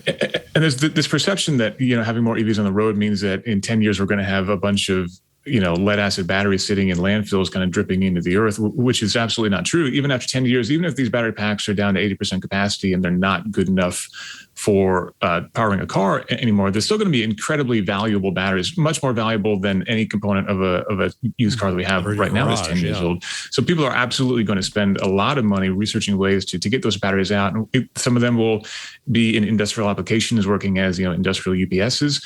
But certainly we've seen a lot of interesting research into how to basically break those batteries down. And as you said, Leo, extract those raw elements back out. Because if you have a lithium ion battery pack that's 10 years old and it's not good enough to power a car anymore, if you can compositionally break that down, you can theoretically make a new battery out of those same raw elements and start new without having to go to those really unfortunate parts of the world, as you mentioned, and do some unfortunate things in the environment to get those batteries. So those elements, once they're mined out, they can be reused. And in 10 years, we'll see some really interesting recycling technology to make this work. Yeah. I feel like it's not perfect. No, we're not saying it's perfect, but it's better than gas cars. I have solar panels, so I'm putting power back into the grid, partly because I have EVs.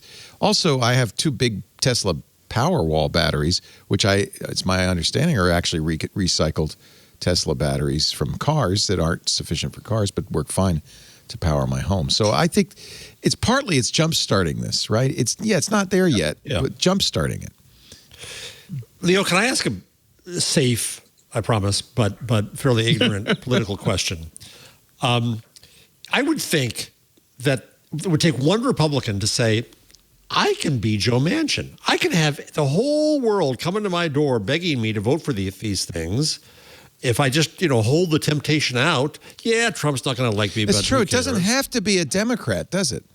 No, you're in the center of power. You're the first or second most powerful person in Washington. Anybody who could swing a vote is that person. Yeah. So if Manchin decides he doesn't want to do it, you could be one Republican. There's only one problem with that. Yeah, I know. And he's sitting in Mar-a-Lago berating Jews at this point. But, he's the old man yelling at the clouds, but he's somehow got a lot of sway. And you're right. I don't know why that you're exactly right. I don't know why that hasn't happened. The balance of power is so tenuous. My God, you'd be in the center of it right then. Could be one vote. It doesn't have to be a Democratic vote. Come on, tempt me. Yeah. That's a really good question. I don't know why. Let's see. I think we've covered EVs. We had a number of stories. Oh, I was going to talk about mobile games. Holy moly. You want to be in a good business, make a mobile game. 8 mobile games this year surpassed $1 billion in revenue, and I think all of them are free. The way to make money now is free to play games that encourage players to spend money as they're playing. The number one mobile games this year, 2 of them made $2.8 billion. It's not profit, it's revenue, but I imagine it's a fairly high margin business. PUBG Mobile, which is Player Unknown's Battlegrounds. It was the original Battle Royale game before Fortnite. Made $2.8 billion. Honor of Kings, which is kind of another top-down, scenario game, $2.8 billion. Genshin Impact, $1.8 billion. Roblox, the old kids game, free to play, but lots of subscription features, $1.3 billion. Coin Master, aptly named, $1.3 billion. Here's a funny one. Pokemon Go made more last year than it's made in its entire 5 years of life. Wow. $1.2 billion. More people are playing Pokemon Go and giving money. And I guess that really comes down to COVID, except Pokemon Go is one of those, the only one in all of these games that requires you to leave the house. But you don't have to be around people, right? No, although it was a very social game when it came out in 2016. Yeah. It was extremely But even then, it's social. outside. Yeah. Right. And now they've changed the rules. They were smart. They changed the rules so that you could do a lot of what you would have to go out to do, you could do without leaving the house. Then Candy Crush Saga, I'm sad to say, Candy Crush Saga made $1.2 billion this year. And something They're still holding on. They're hanging in there. It's amazing. It was Candy Crush and Farmville back in the day. You go to a bar, you hear some weird 23-year-old talking about Farmville and Candy Crush. Like, bro, what are we doing? What are we doing? But, Candy Crush is still strong. Candy Crush is still strong. Now, I think Saga is a variant of the original Candy Crush, but it's still doing very well. Is Crazy Bird still around? Angry Birds. They're angry. They're not crazy. Angry Birds not on this list. That's a good point. Oh. They maybe they burned out their welcome. I don't know. It is the first time that 8 games have crossed the $1 billion mark ever. It was 5 games in 2020. It was 3 in 2018 and 2019. So the money being made by mobile games, this is according to Sensor Tower, because nobody reveals the actual amount of money, but Sensor Tower seems to have a pretty good handle on this. Number of games making more than $1 billion in mobile revenue in 2021, a record 8.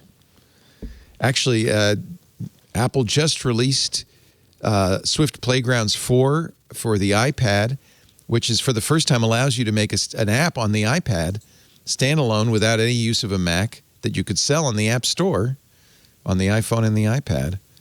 I played with it a little bit this morning. It's pretty amazing.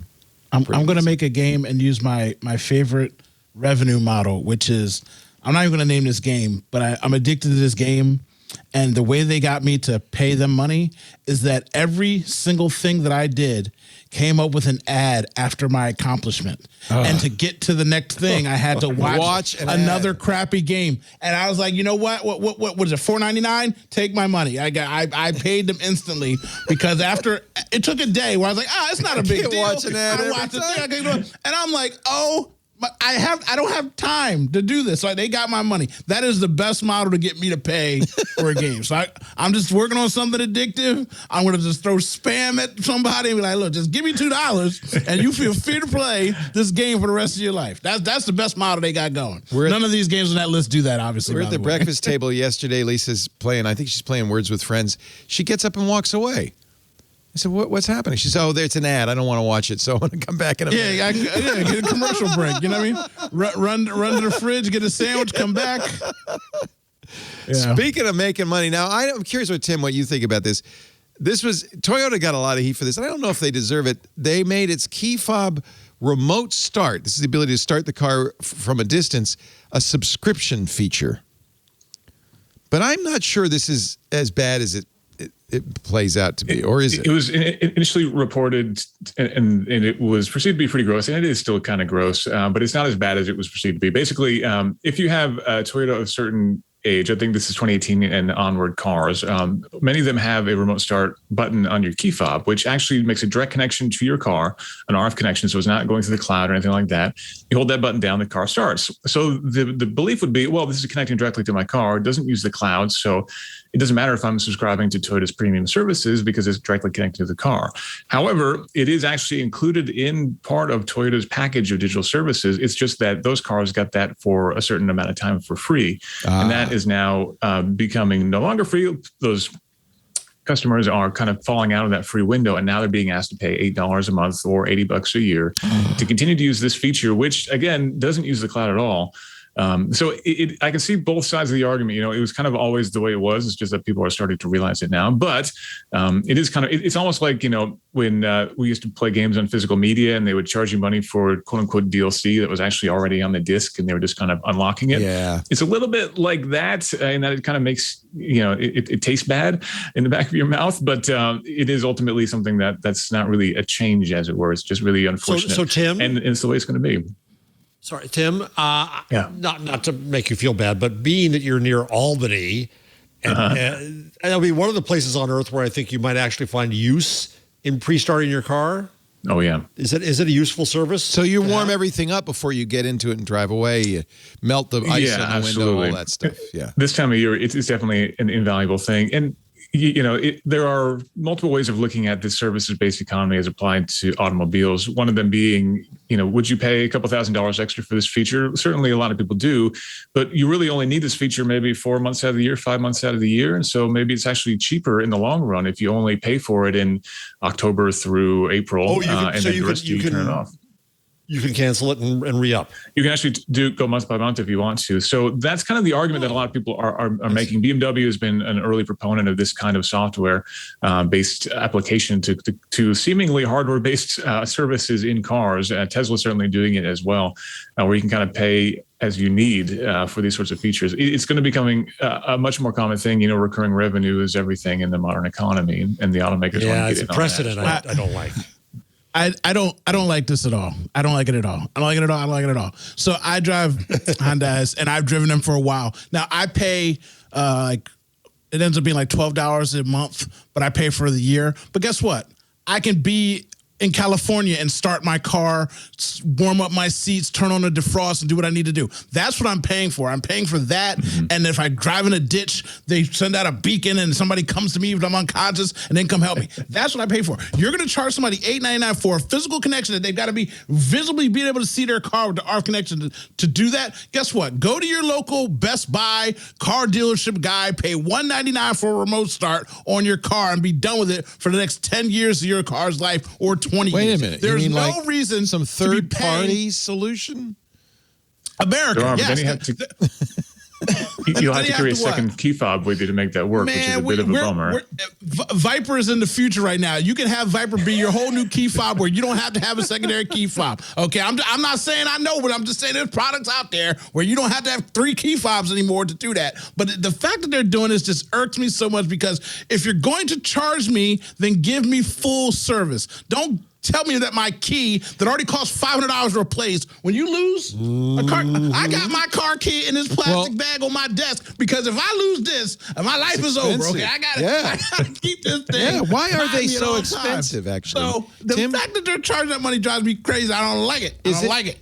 why are fobs so expensive? That's a very good point.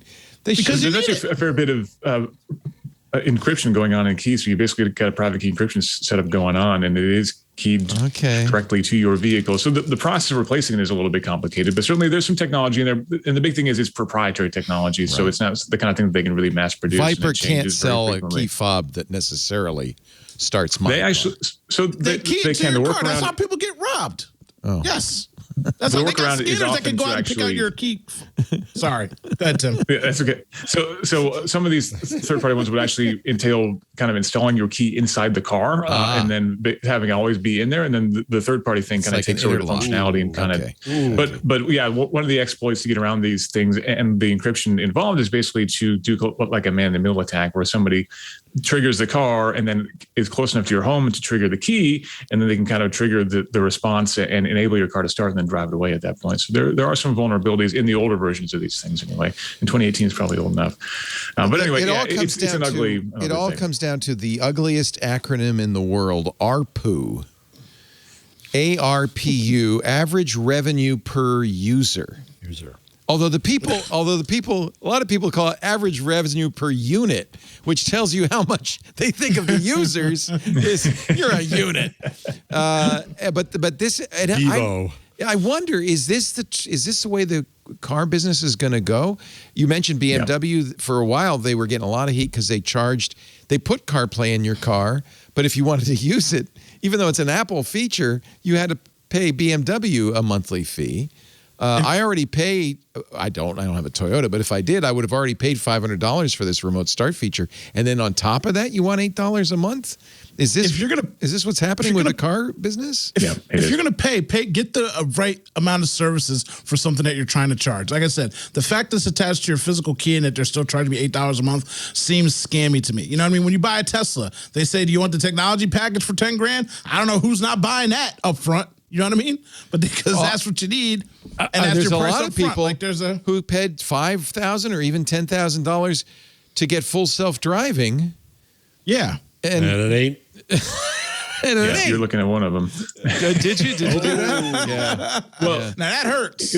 That's okay, Tim. I bought Google Glass. I feel stupider. It's okay. I got Glass as well. Yeah. No. This is done because you win. we need to test this. So this is actually a car that we leased through Roadshow, so we can do testing of the car. Yeah. So it's not my money directly, but we needed to have access to that functionality. So we paid the $10 grand for the Model Y that we leased, so that we now own a Tesla that we can do testing on, and we paid the $10 grand, and we don't have full self-driving yet. And honestly, it's a 2-year lease. I wouldn't put money on the fact that we're going to have full self-driving by the end of this lease. Yeah, it's probably a bad idea to do it on a lease. I did it when it was $5,000 on a leased Model X. 3 years later, I turned it back and never got anything for that $5,000. It's funny, in my mind, this is, I think, 2016, I felt like I don't mind paying Elon a little vig for my bioweapon hazard mode, which is just a HEPA filter, but because I feel like I'm kind of subsidizing this move to electric vehicles. I don't know. That was probably But did you open the hood? Did you open the hood and check and make sure there's a filter in there? There's a filter in there, Leo? Are you sure there's a HEPA filter in there? You might have paid for that filter. You've been just mowing another $20,000 fan, Uncle Leo. I mean, it's what you do. Lisa, if you could hear my voice. From now on, Lisa, you are in charge in the purification of that home. This man cannot be trusted, Lisa. You are in charge, okay? I must just put it out just there. Must look like a sucker. That's all I can say. They see me coming.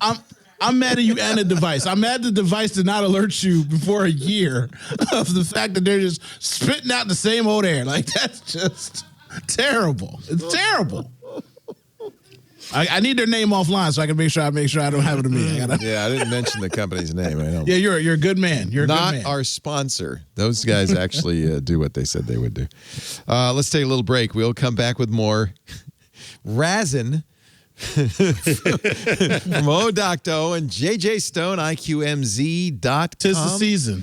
His phone number, please call him. Give him a hard time. 844-986-4563. That's text only, of course. And Owen was saying he's been giving this out every time he appears on the show all year long, and he's never had a problem.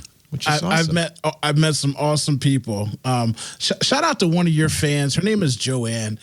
She doesn't message or anything like that to you, I'm sure, but this woman has been a fan of mine for a long time since I've been on your show. She's 75 years old. She's one of the sweetest women in the whole world. I don't even know why she listens to me because I'll be ranting and raving and talking crazy. But she tells me all the time, I love you and I love Leo. And I'm like, I don't know why I'm on the list, but thank you for following me all the time. And she sends me notes and emails. And I don't think I've ever on met stuff her. with my daughter. Again, you might not notice it, but shout out to Joanne. I know she watches. I know she's listening. Love Hi, you, Joanne. Joanne. Hi. There you Hi, go. Joanne. There you go. Yeah, that's Thank sweet. you for being a fan, Joanne. This is why it's good to be trusting like you are, Owen, and give out that phone number and everything. And look at all the stuff you get as a result. I think that's great. I might not believe in batteries yet, but I believe in people. Well, you follow right along with Jeff Jarvis. Has always been a man who lives in public. He wrote Public Parts. He believes in the value and the power of sharing. And so you're also one of those people. Buzzmachine.com is his blog. It's great to have you. And from CNET's Road Show, he's the editor-in-chief, which makes it really fun because you get to. Is that the only car CNET leases, or do you have other vehicles as well? That's actually the first one we've ever released. When Tesla nixed their PR department, they stopped really giving out cars to anybody but you had to buy some very favorable YouTubers, let's say. So it got pretty hard to actually get access to cars. So we wanted to get the full ownership experience, and so we put the money down to make it happen. It's kind of what I've always done, not in anything that expensive. Because mostly because I don't want to deal with PR departments. I just don't want to. It's a pain in the butt. They go, well, we didn't like that review. It's like, no, I'm just going to buy it, and then we don't have to think about it. But not cars. Although, wait a minute, I take it back. I bought a Mustang. I bought a Tesla. Yeah. You bought a Mustang. You bought a Ford when they were a sponsor. I did. I bought it because they were a sponsor, and we were talking about Ford Sync, and I wanted to be able to legitimately talk about it. I bought the Mach-E because I wanted to talk about. I thought that was interesting. By the way, the Mach-E, kind of peripheral story, but has been a huge success for Ford. They are going to make 200,000 next year. Yeah, and they are, of course, like a lot of cars, but there's a huge back order if you want one, especially with the long-range battery. And as you said, they're doubling production for next year, and that's a really great success story.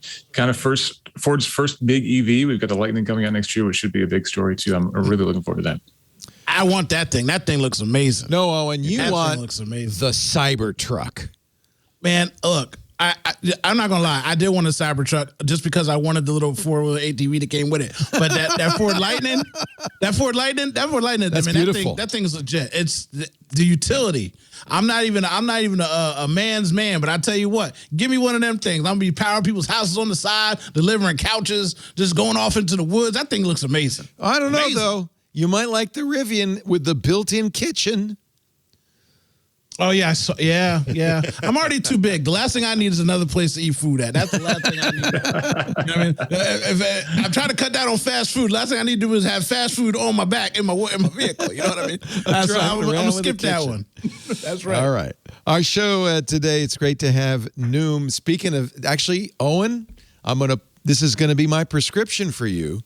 You've seen the ads. I want to tell you, Lisa and I have been doing Noom. It works. We love it. I have done every diet in the world, and I've learned one thing. Diets don't work. And one of the things, you saw me eat that gingerbread cookie, right? So the trick with Noom is there are no bad foods. There are no good foods. There's no pressure. Noom is here to change how you think of food. It's a psychology-based approach that looks at what you eat, but also, more importantly, how you eat. And with Noom, I discovered I'm doing a lot of fog eating, unconscious eating. I was able to track down those habits that weren't supporting me. I could still have a cookie. In fact, I remember very early on when I was doing Noom, you get a coach, you get a group you can talk to. I told my coach, Tia, I said, Tia, I had a hot dog. She said, that's fine. That's nothing wrong with that. You logged it? I said, yeah. She said, there are no bad foods. And that was a light bulb went off. Because I think my psychology, I bet it's many others as well, is if I am feeling deprived, I overeat. I compensate. I say, well, screw you. I'm going to have an extra piece of cake. Noom, instead of making you feel guilt or regret, empowers you to keep going. I got to tell you, it really works. You don't have a strict set of rules. Noom Weight empowers you with the practical knowledge to build smarter, more sustainable habits and behaviors. It's using something that psychologists have known about for a long time. I'm a big believer in, called CBT. Instead of getting weird and deep with it, you focus on the why instead of the what. I don't know. That isn't really. It changes your relationship with eating. You understand why you eat, when you eat, and what's going on, and by just simply the knowledge helps you control it. You are now in charge of your eating.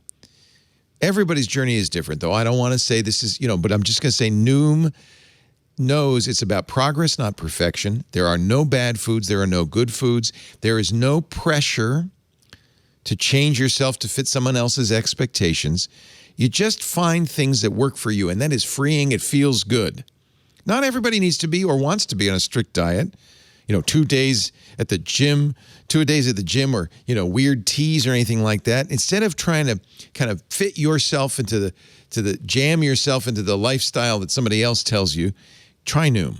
It's a psychology-based approach to find a healthier balance that's moldable to your life. As a result, it's more sustainable. By the way, one of the Reddit subforums I follow is the Noom subforum. It's a subreddit because it's great. There's even more support from Noomers there talking about our experience. There's a Noom group that you get. The Noom app, it starts with the Noom app on your iPhone or your Android device. And I have to say, I can have a cookie. I write it down. I put it in the Noom app, and I write it down. And it helps me understand what I'm eating, when I'm eating, why I'm eating. And that helps me lose weight. You don't need rules to lose weight. You just need knowledge and wisdom. You need empowerment so that you can build a smarter, more sustainable relationship with the food you eat. New habits. Noom's cognitive behavioral approach helps you better understand your relationship with food, how to be more mindful of your habits, gives you the knowledge and support you need for long-lasting change. It all starts when you go to Noom.com/twit, answer the questionnaire. By the way, that's a great onboarding process because it starts right there. You start thinking about your relationship with food. Noom is very effective. 75% of Noom users finish the program, and more than 60% keep the weight off for a year or more. It really, really works. I feel like it's changed my life. And Lisa will vouch for it too. It's amazing what she's done. With Noom, taking care of your health is empowering instead of stress-inducing. Because you know what happens when you get stressed? You eat. So why did diet stress you out? It's crazy. No need to fear ruining the whole program with one off day. Believe me, when we went to Mexico, I said to Lisa, I'm not Nooman. She said, I'm Nooman. She did. She Noomed the whole time, did her lessons, logged her food, got her exercise. She lost weight. I'm so mad at her. I gained a little bit, but you know what? I was able to lose it right away because Noom got me back on track. All you need is a daily 10-minute check-in. By the way, that's the other thing. It's very, very, very easy. No grueling early mornings or huge chunks of your day spent doing stuff. It's simple. It's fast. It's a lifetime habit that will stay with you forever. Start building better habits for healthier, long-term results. This is not a diet. This is the right way to learn about how you eat and make it work for you. Sign up for your trial at Noom, Noom.com/twit. Noom.com/twit. Sign up for your trial. Absolutely. Go ahead. I'm going to Noom, Uncle Leo, because you've heard about you it. I saw you eating a cookie, and then what was I doing? I had to get a snack too. See, so there's something psychological. It's totally psychological. And I had to get a cookie too. They talk about cookie alone, so I got to figure that out. They talk about the elephant and the rider. You're trying to control an elephant by riding it. The elephant gonna do what it wants to do. So you have to learn how to work with the elephant. It really works. I don't know. It's hard to describe. You got to do it. It's fun. You're going to love it. Noom. Education is the key. That is the trick. Noom. Big believer in this. In fact, we started doing that beginning of this year, I think in March, something like that, maybe January, March. I started doing it. Lisa said, I'll keep you company because she was going to be a supportive wife. She did. She looks great. But then she kind of fell in love with it. And she's lost... She didn't need to lose a lot, but she's at her lowest weight that I've ever known her. and sustaining it, and she's very, very happy about that. She's always been slim. Me, on the other hand, I've always battled with my weight, and it's just a really nice way to kind of handle that for my health and for my long-term goals. I'm really, really, really happy with it. But over the year, it's just been it's been great. This one you put in, Jeff Jarvis. The words Jan LeCun just tells me everything. He's a professor at your school, right? Oh, he's at NYU. Are you there, Jeff? No, I didn't put this in. Oh. Chief AI scientist at Facebook. Oh, I did put it in. Yes, you're right. I put it in. Yeah, you got me. I know. Say dog, and I know it. Your Jan style. LeCun, I didn't know Jan from. The LeCun. dog, I know from. Turing Award laureate from the ACM. His tweet, world models, intuitive physics, planning, problem solving, discrete search for solutions, continuous optimization of control parameters. Dogs managed to do this with 2 billion neurons. Why debate human-level AI when we can't approach dog-level intelligence yet? And he posts this video of a human and a dog. The dog is helping. He's a good boy. You guys show the video, John. Are you not? We are. Oh, I'm not seeing. Yeah. I'm not seeing it because I'm not seeing the. So the human's putting tires up, Tires. and then the dog Wants to help. So he's sorting the tires. He's figuring out how to carry 4 at once. Oh, which my Which is a God. challenge. But So you the know dog what? is rearranging the tires to my figure it God. out. He figures it and out bit by bit. Well, you'll see. Yes, he does. Oh. Spoiler, he does. Oh my God! Figures out, well, that works. Okay, well, I got one more tire to deal with. Let me see. I don't here. think I could figure this out. No. Especially This is- when you had to use your teeth. Nope, didn't quite work. He's actually again. solved the problem of how to pick up one tire and move all 4 at the same time. We don't dog deserve AI. dogs. No, we don't we do deserve not. We dogs. definitely Dogs are the best pets in the world. Wait a minute, I have to watch that again. That's crazy. You know that? Have you seen that little, like the little, like it almost look like buzzers that they have, and you put a word on there, and it, like the dog hits it, says treat, outdoors, whatever. Oh, that one's like, great on TikTok, yeah. Man, I've seen somebody with like 37 buttons, and the dog's literally writing essays every morning. Like, hey, let's go for a 15-minute walk, then I'm going to take a bath, and Susie came by earlier, right? I'm like, what? The dog knows what I all don't the trust that buttons if it's mean? on TikTok. But this is. Oh, no, Bunny the talking dog. Look Really? up Bunny Yeah. the talking dog. It's no, I mean, and other people's dogs do it too, and not just on TikTok. I've seen on YouTube, like I've seen people in their house use it. I'm not smart to train my dog. I ain't got the time. But I mean, these dogs, once they learn these buttons, boy, it's hard to shut them up. They be like, treat, Wait a minute. treat, But, treat. okay, that I understand because they figured out somehow I press this button, whatever it means, I'm going to get There's a treat. lot of buttons. Wait till you see it. Yeah, There's a lot of buttons. Go on TikTok Yeah. and look up Bunny. Okay, here's Bunny, the talking dog. Wait a minute. They're training this dog to talk. So Look at all there's those buttons. Look at that. You couldn't do it, Leo. I couldn't do it. I always want Bunny's haircut. You got to listen So to it, though. You okay, gotta wait a sound minute. Now, so turn on the sound. Thank you, baby. Okay, Come up on the couch for scritches. okay. I missed. I got Go to this. another one. Go to another one. Okay. So here's Mom pooping here. Okay. Mom. Where? Mom, poop where? I guess we could go for a walk on the trail to poop. But This dog is not now? talking. You watch it. You watch this all the time. You're going to believe in Or are Bunny. you asking where I poop? Oh my God. Mom, poop in here. Mom, poop over here. See, the dog wanted an answer. You don't know what's going on. No. Mom is assuming a lot. The dog's just going. That Man, I you don't need- buy that for a minute. We Do don't another have one. time Do today, another but one. you watch this dog. I didn't watch any of these dogs. Tim, I'm sorry I made you suffer through this, Tim. But I'm telling you, these dogs are geniuses. Which one should I watch? I don't care about where. I don't know. All right, let's watch. It's hard. let's- Watch on your own time. Stop making people suffer. Just everybody go watch the dog talk. I'm telling you, it's real. No, it's It's real. not. It is. All this proves is how dumb humans are. I've seen dogs get beers out of the fridge when the dad Bunny says go goes get to a the beer. mirror. and then look in the mirror? There's a lot of human interpretation going on. Who this? That's Bunny. That's Bunny. That's how you teach a dog. You don't understand. Okay, I'm can't- sorry. You can't guys watch it like have been this. watching too much TikTok. It's gone to your brain cells. Owen and not I even are just a TikTok believers. thing.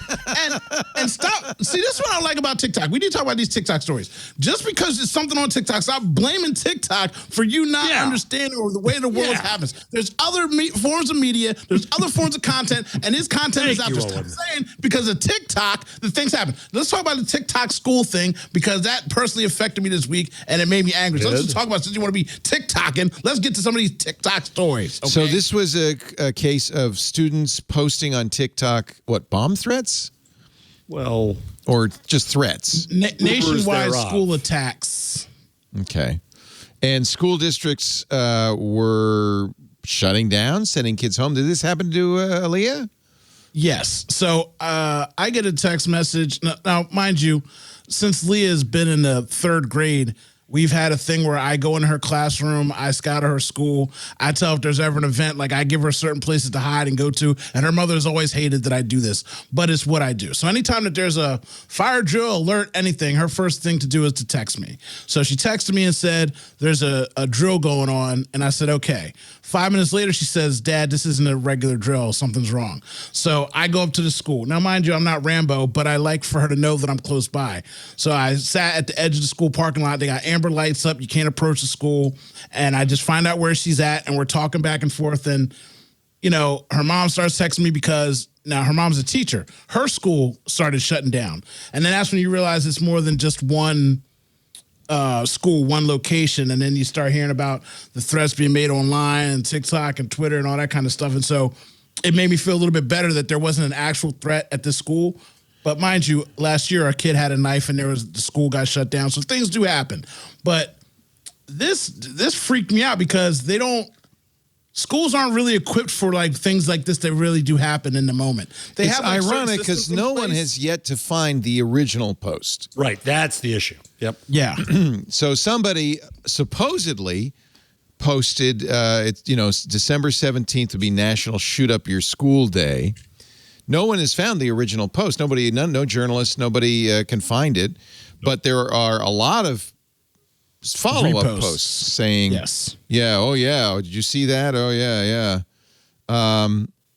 Oh, and you said there was an amber light at the school. Is there a warning traffic light at the school? So yeah, our school, we had an incident, like I said, where a kid had a knife and he had threatened to hurt somebody, and they were woefully unprepared. So then our school put in an institution where there's huge signs before you enter the school to say, if the amber light is flashing, do not enter the school, do not come on school property, things like that. So if you just were to happen to drive up, you'd know that something's going on. Isn't it sad that we have to have this? It's just you would know. So first of all, it'd be crazy to blame this on TikTok any more than you'd blame the phone company if a bomb threat were phoned in, which has happened, by the way, since I was a kid in school. And that's what I mean about that. Everybody online was like, this is why they should ban TikTok. And then the kids in the TikTok, I was like, bro, like this, it's not a TikTok issue per se. Like these things have been going on long before TikTok. So let's focus on the real problem and issue at hand. Police department put out a warning saying there's a trend on TikTok that could be very dangerous. Now, I never saw this trend. I'm not, I guess, enough of a TikTok user, or maybe because I'm an old guy, I don't see this trend. But apparently people were hammering out the rhythm of a Kesha song on people's door. And so the Petaluma police were saying, A, it could damage the door, and B, and this is actually a legitimate concern, don't do this, kids, because a homeowner might open the door and shoot you dead. And so thinking that this is like some beginning of some assault on the house or something like that. Knock, knock, zoom, anybody? Is that what it is? putting a flaming bag of poo on somebody's doorstep. Yeah, there you go. And knocking and having them come stop it out. Like I said, like we blame technology for the things that dumb children have done for a lifetime. Throwing TP on people's houses and trees and egging somebody's car or windows. I mean, like, long before the internet happened, these things were going on. So, and I have to say, Jeff, you're famous for the use of the phrase moral panic. This is moral panic. You know, the Petaluma police blaming TikTok for this. Because they almost want to believe it, and they want to blame somebody for it. And the same thing with the Tide Pod challenge and all of that stuff. I don't know. I don't feel like it's worse than it was because the TikTok exists. So, anyway, it's the fallacy here that everything was okay. America was just fine. Yeah, we were just had fine. No problems, no racism, no sexism, no inequity until the internet came along. Now, on the other hand, and I talked about this, and you had it, Jeff, on Wednesday. Everybody in the world got a cyclone warning from the Philippines. I didn't get it. You did not get it. No, I didn't get it. Oh, I thought everybody, certainly on Reddit, everybody said, I got it all over the world. A public storm warning for a storm hitting the Philippines. From the Philippines Air and Space, the weather group. I never heard anything from Google, but I sure did hear on Reddit a lot of people saying, I'm in Germany, I got it. I'm in New Jersey, I'm in the UK. I saw it when I got up and I thought, this is weird. Are we getting a big storm? So that's just a strange feature of our modern world that we're all interconnected. Somehow. Alert. I guess we haven't done any Facebook stories. Jeff, do you want to, should we delve in? What's here? Well, I think the big one, actually, maybe it's not even here. Look, did we miss it? Did I somehow miss it? The big one is that Facebook had to, or should I call it Meta or Facebook? Oh, Facebook. It's the Pan Am building still. Meta. I refuse to. I'm going to call it from now on the company formerly known as Facebook, says 50,000 Facebook users may have been spied upon by private surveillance firms, 7 surveillance for hire firms. They have now banned them from the Meta platforms. They say the firms carried out a combination of reconnaissance, engagement, and exploitation. Define spied upon.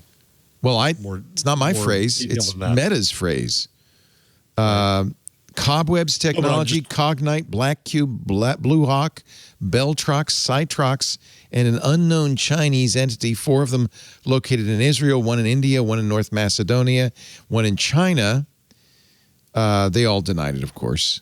Meta said the 7 firms carried out a combination of reconnaissance, engagement, and exploitation. Some carried out all 3, while others focused on 1 or 2. 1,500 accounts linked to the 7 firms have been removed from Meta platforms. They targeted journalists and human rights activists in over 100 countries. Created fake accounts, befriended targets, used hacking methods to acquire information. I guess, if Facebook's the internet, this stuff happens on the internet all the time. But it does feel like I still want to know what was their goal, what did they do, what was the risk. I'm not saying it's not there. I'm not saying it's not real, but it's rather amorphous as stated.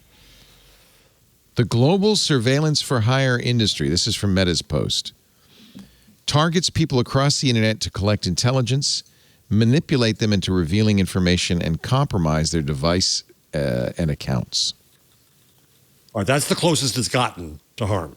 It's like Pegasus. What is Facebook's obligation to protect you? I mean, part of the problem is that Facebook is uniquely positioned to let bad guys into your life.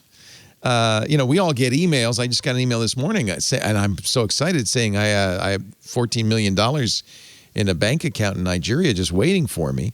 But that's an email. It's easy to ignore. Facebook, somehow, you feel like friends and family, they're letting them in to your life. Do they have a higher responsibility? A minute ago saying this has gone on for ages. I got a physical letter from somebody saying that there's a Jarvis who died in Canada with $6 million, and all you have to do is sign a piece of paper. Physical letter. And chain letters. I remember chain letters. Yeah, right. Oh, man. Good stuff. Good old time. So Facebook doesn't have a responsibility to Yeah, I think it does.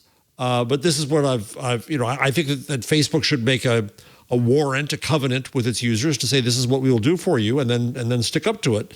But they're afraid of doing that because every time they don't, every time they mess up, every time they forget one, then they're not going to. The good news is Facebook did say something about it and said this is what we've done about it. This was on Thursday, but they say nearly 50,000 journalists and activists were targeted in over 100 countries. I mean, this is just the other arm of Pegasus. This is one more way that we can get at the journalists and activists, people we don't want to have anything to do with. I'm sure we'll all get a free year of credit monitoring and everything will be just so important. So important. Melania Trump getting into the NFT biz. The good news is this is NFTs meant to inspire and earn cash. And it talks. It's she's looking at you, she's spying on you. Her eyes are going to stare at you, and then it talks. Okay, Tom Brady is doing NFTs, including digital ownership of his college resume and his old cleats. By the way, you don't get the cleats. He keeps the cleats. You get digital ownership of the cleats. He grossed $1.3 million on his NFT sale.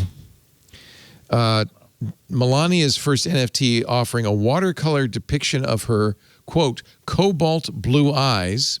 It's called Melania's Vision. It will... for $187, you're going to get an amulet to inspire. And I don't know, you get a piece of her eyes. I don't know. They plan to sell many of these. She calls it a one-of-a-kind auction of historical importance that will include digital artwork, physical artwork, and a physical one-of-a-kind accessory. See, this makes me mad because I'm an NFT person. I'm an NFT believer, but when you read this, it makes me angry. And I am mad that I have to get angry about it. Like, I shouldn't care, but it makes me angry. I think the first thing I think is your demographic even going to be capable of purchasing your NFT? Are they really, like, you might as well just be selling iodine pills on what's the name's website? What's the guy's name? Whatever the guy's name. You know the guy I'm talking about. I just the pillow guy? Mike Pillow? My Pillow guy. Like, I feel like you should be send out feathers, like physical feathers. People like, who's really buying NFTs from her with her amulet eyes?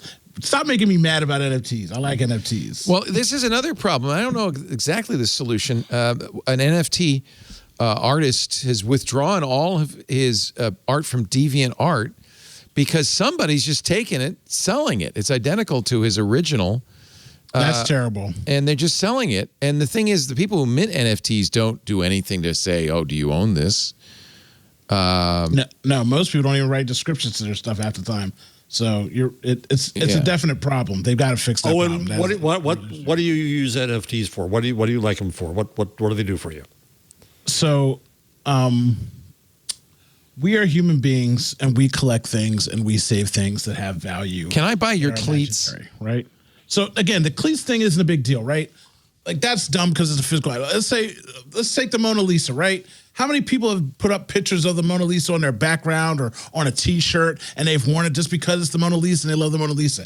That picture doesn't have value, but the actual Mona Lisa does. So when people say, oh, I can just copy and paste the picture, the real value is in the ownership of things. So, like, let's say I wanted to make Doctah bots and put them out on my Discord and give them to people that were fans of mine, right? So let's say I have 1,000 fans and I make 1,000 things, and they want to save them and collect them. They'd be the first ones to have them. If they wanted to resell them one day down the line, what if I died yesterday? They'd be worth some money. I don't know, but as humans, it's what we do. We collect baseball cards and songs and music and records. It's what we do. So I fully understand and get the concept and grasp of NFTs, but there's also, like with everything, like I said, beautiful, horrible human beings that are stealing people's content and distributing it, and Melania's eyes and things that make me angry too. But I just understand the stored value of NFTs and the process that we're doing it. And it's also something that is disruptive in a new way for artists to get paid for their stuff. Like, if you're a musician then there's no reason for you to go slave yourself out to a big company that's just going to advance you some money and rip off your royalties for the rest of your life. Go make your song, put on an NFT,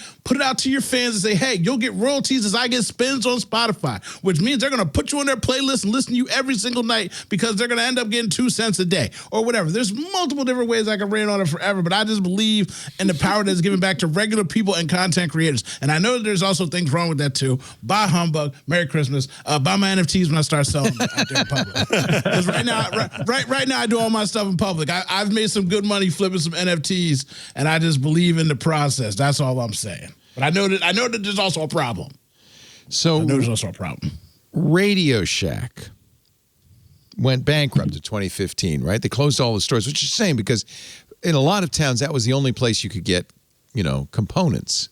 And then, of course, the Battery Club. I don't know. Then somebody bought it, and then there's kind of around, and then they're not around. But like this Bell and Howell. This is the latest. Brands. Yeah, I don't know who actually owns the brand Radio Shack or the site RadioShack.com. But if you go to RadioShack.com, this is the latest. Bringing cryptocurrency to the mainstream. Our mission is to be the first protocol to bridge the gap in mainstream use of DeFi, decentralized finance. They're going to issue a radio token. They're getting into crypto. Brand recognition. They got the Radio Shack logo. I don't know who these people are. They must have. They've got a Radio Shack Super Bowl commercial on the site. It's just weird. It's weird. Like weird. I said, I'm not trying to tell anybody to go buy anything or invest in anything. I'm just saying I understand why we do it as human beings. Yes. I understand this value. Yeah, I also understand that just like Amazon people returning Halloween costumes, that there's some fishy stuff out here in the water too. I get it. Yeah. I mean, and you nailed it. I mean, why do we collect baseball cards? They have no intrinsic value, or bottle caps, or Beanie Babies. They don't have any intrinsic value.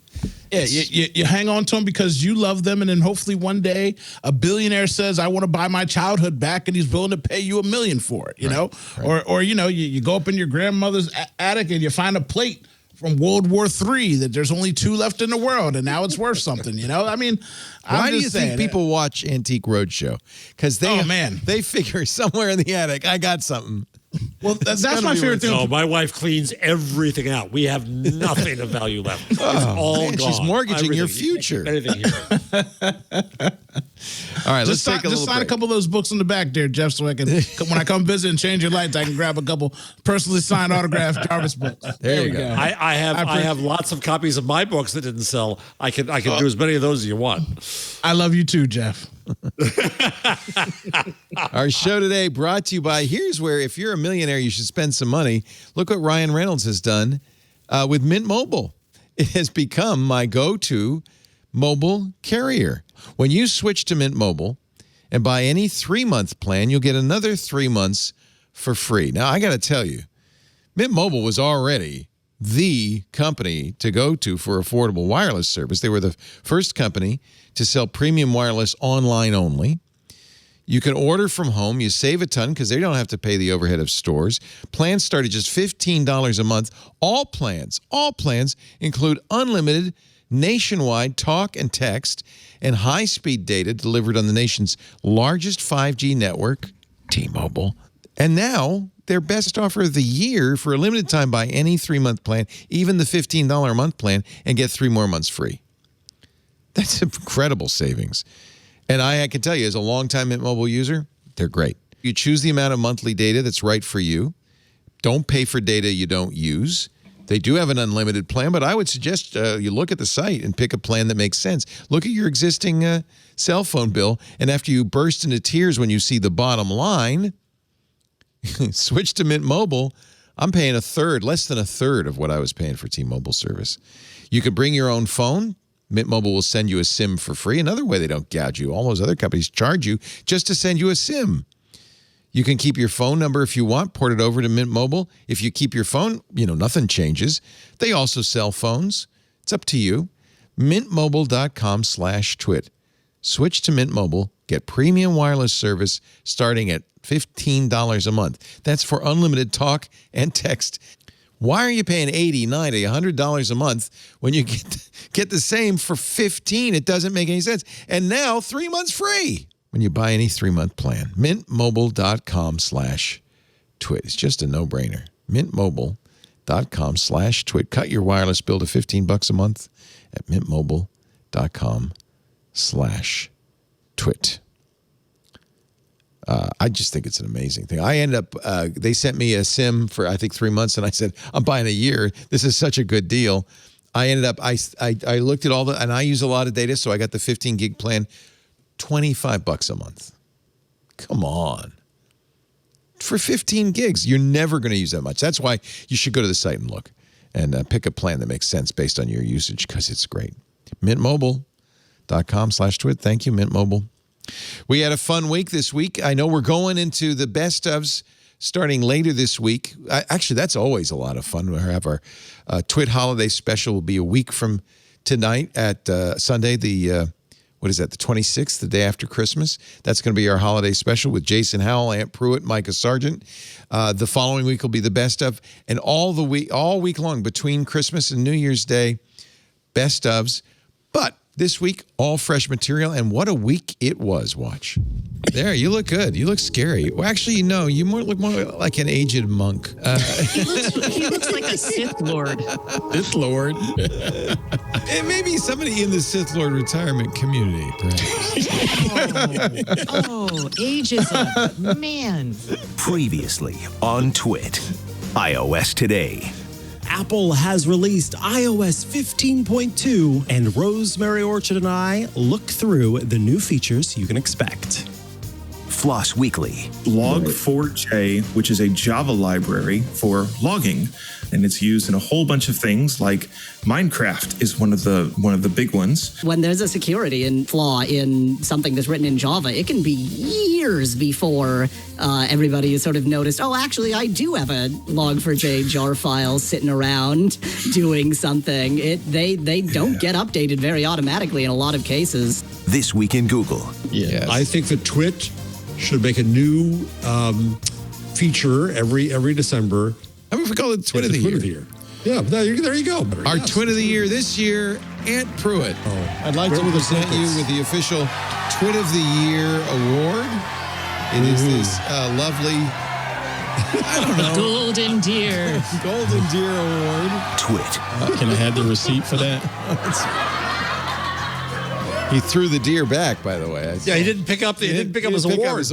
So I could give it to somebody else next year. I'll just engrave his name on the back. On the back. You take the price off? No, it's still there. $39.99. Also, a random update for the people in the world.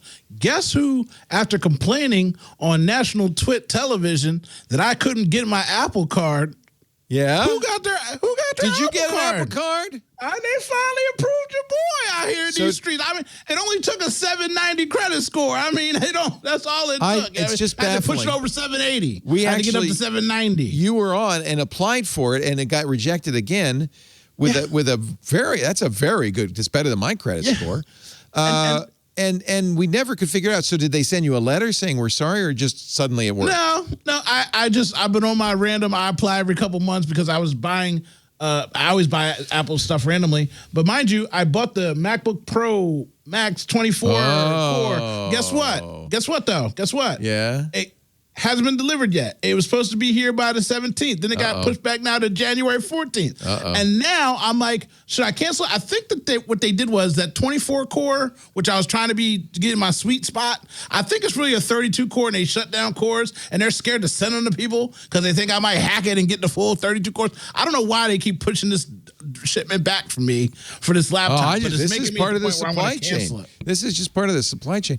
Did we order one for Anthony? And what is the delivery date? Because I ordered one for Anthony, our head editor and graphics guy, the day it came out, and it was going to be delivered December 17th. No, it was going to be delivered back in November. It was like November 5th.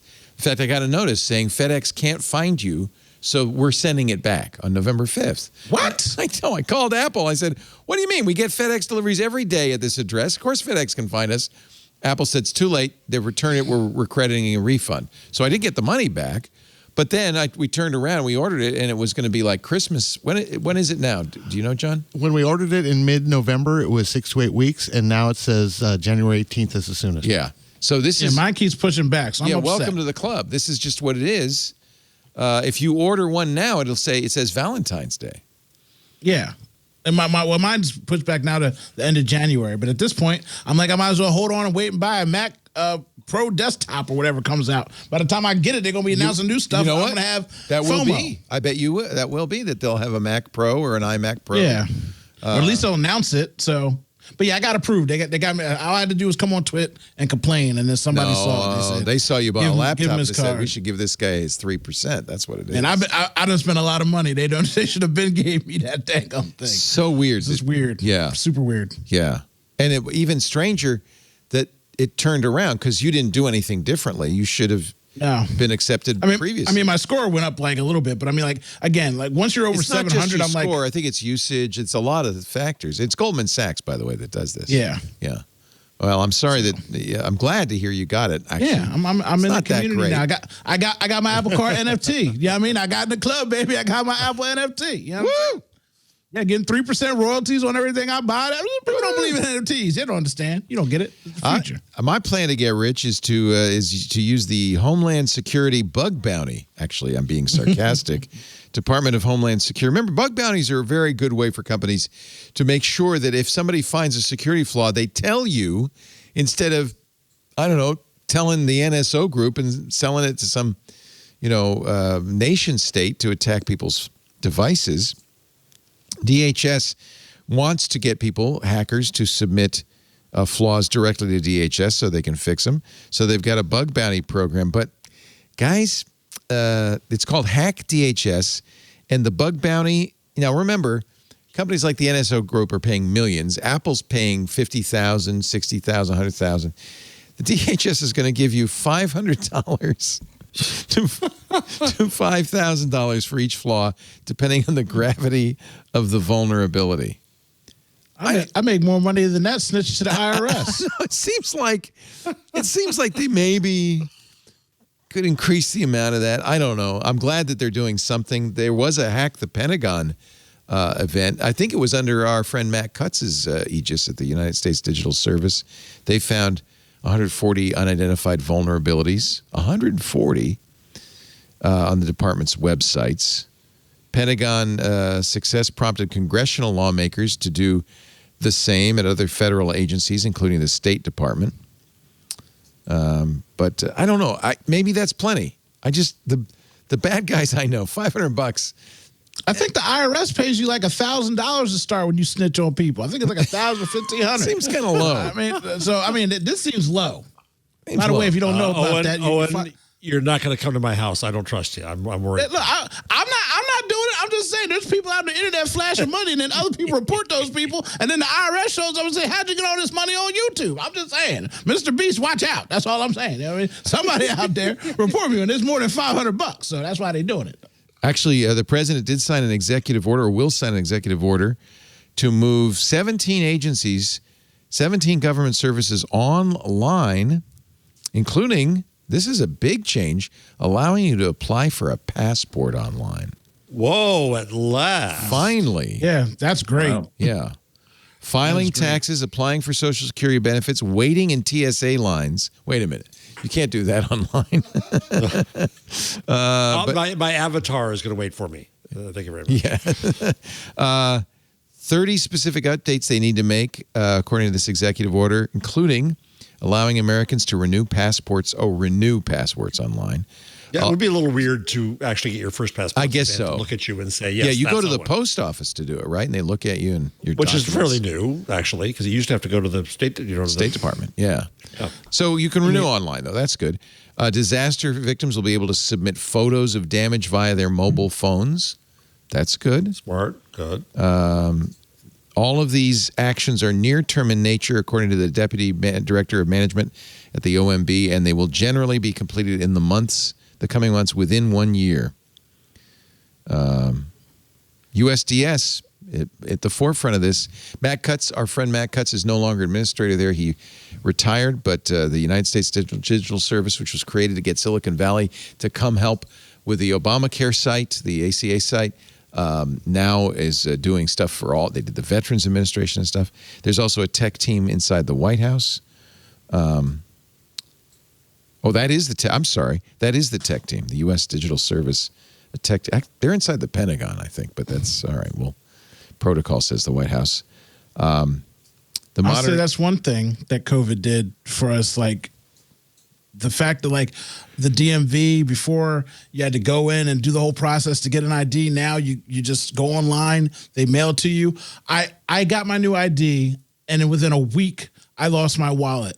And all I was thinking to myself was, I got to go all the way to DMV. And my friend's like, didn't you do it online? I was like, yeah. He's like, go online. I paid $5. I had a new driver's license in 3 days. I'm like, wow. Did you get the special one that lets you fly? Driver's license? Yeah. The real ID. They have a driver's license that lets you fly? It's real ID. That. You gotta have the real ID. Oh, you mean lets you get on an airplane? The airplane's doing the flying. No. Once you get it, they got a chip in your brain. Elon made it, and I can now fly across the friendly skies. Don't worry about it. Neuralink 2022 coming up. Isn't that horrible that it's 2022?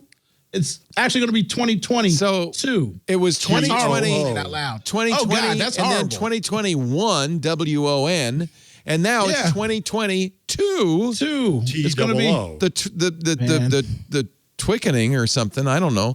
I need a foil hat instead of a Santa hat. Something's going on. I just sold myself. By the way, I just conspiracized myself. Matt was replaced by an engineer who worked on the healthcare.gov rollout. Mina Shang is the new administrator at the United States Digital Services, and they have a big new job, which is to get things like the passport renewals online. Yay. Finally, a little word of warning. In the UK, apparently, they're very worried about the health threat posed by 5G. Again. And there's been a brisk business in the Netherlands for these necklaces. The quantum pendant, which protects you against 5G, except these 5G necklaces are radioactive. And the Dutch Authority for Nuclear Safety and Radiation Protection has issued a warning about the 10 products it found gave off harmful ionizing radiation.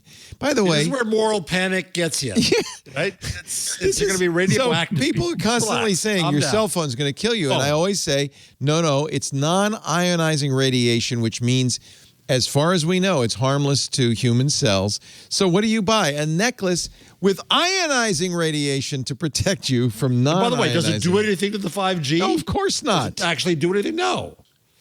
It just kills you, the necklace. The products identified included an energy armor sleeping mask, bracelet, and necklace. A bracelet for children. Oh, no. Branded Magnetics Wellness, also emitting ionizing radiation. It's radioactive. Is this on the MyPillow site too? Yeah, probably. The Dutch agency said, don't wear it anymore, put it away safely, and wait for return instructions. That's the worst Dutch accent I have ever heard. Excuse me. In the UK in May of last year, the UK's trading standards sought to halt sales of a 339-pound, I mean British pounds, not weight, USB stick. So it's about $500. A $500 USB stick that claimed to offer protection from 5G. And you can also, right now, go on Amazon and buy anti-radiation stickers. There's one born every minute. Yeah. There's a sucker born every minute. The stickers protect you against electromagnetic fields from phones. Scientists say the stickers have no effect.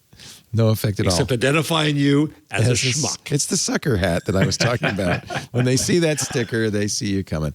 Actually, you think it's bad, but I just minted 1 million NFT ionized tokens that will protect you as ownership. They're only $10.99 if you'd like to purchase one today on my owenspillow.com. Every minute. Do you guys know what tardigrades are? Oh, they're so cute. They power the Starship Discovery. Excuse me. Do they really? They do. Well, sort of. So these are little microscopic multicellular organisms. They are cute. Look how cute they are. They look like little, I don't know, pigs. They got little claws on their feet. But they're also virtually indestructible. They have been sent into the vacuum of space for more than a week, survived. They've been shot from guns, survived in most cases. A few gave up. Well, lately, we found a new way to torture tardigrades. This is nuts. I don't even know what this means. But Rainier Dumke and his colleagues at the Nanyang Technological University in Singapore have taken a hibernating tardigrade, placed it on a superconducting qubit, and it is now the first multicellular organism to be quantum entangled. So go to full screen real quick, all the panelists. Okay. All the panelists. Everybody. Yeah. Tim, I don't know you, but I love you. We are now friends, okay? First of all, you answered that question very quickly and precisely, and I was scared to say it because I thought I was going to sound like an idiot, but you knew exactly what it was because we were enthralled in it. Now, secondly, the fact that that's a real thing and that we're trying to do things to that thing makes me upset because sometimes I watch TV shows and I don't Google stuff. Sometimes I just enjoy the show. But the fact that that thing is real and is like impervious to everything is crazy. And Tim knows what I'm talking about because Tim watches the show. Anybody who's watched Star Trek Discovery, one of the great reboots of Star Trek. Oh my goodness, stop messing with that thing and leave it alone before the universe collapses into a black hole and we lose everything. Stop it right now. All the research in it. Peter, get on it, Peter. Peter, protect the TARDIS. Yes. Tardigrades are microscopic 8-legged animals, sometimes referred to as water bears. Oh, they live in who moss. wants to torture a water bear? Yeah, I think Owen moss. just started a new hashtag and a new campaign, Protect the Tardigrades. Sometimes we need to make our campaign. Sometimes they're known as moss piglets. And we have listen to what we've done. When they're in extremes, they shrink into something called a TUN, T-U-N state. Their metabolism practically zero. They're still alive, and they can survive. They can survive without water for decades. They can tolerate high doses of gamma and X-ray radiation. They have been shown to survive temperatures as low as 270 degrees below 0 Celsius and 150 degrees Celsius above. They've also breezed through 10 days in the vacuum of space. On anything else, it would destroy your DNA, be terrible, but they have some weird damage suppressor protein that somehow Tardigrades and cockroaches, that's all that's going to be left. Shields their DNA. It's a fascinating animal. I don't know, though, to be frank. I mean, I've heard the phrase quantum entanglement. I studied, when I studied physics in high school and read about it, I read about quantum mechanics, but I don't really understand what it would be to be in a quantum entanglement. John, do you? Does it make any sense to you? I know you like science. I want to know what it is to put a tardigrade on a qubit. What does that mean? I don't either. None of this makes sense. I think we're going to have to get Rainier Dumke and his colleagues at Nanyang Technological University in Singapore on the show and explain.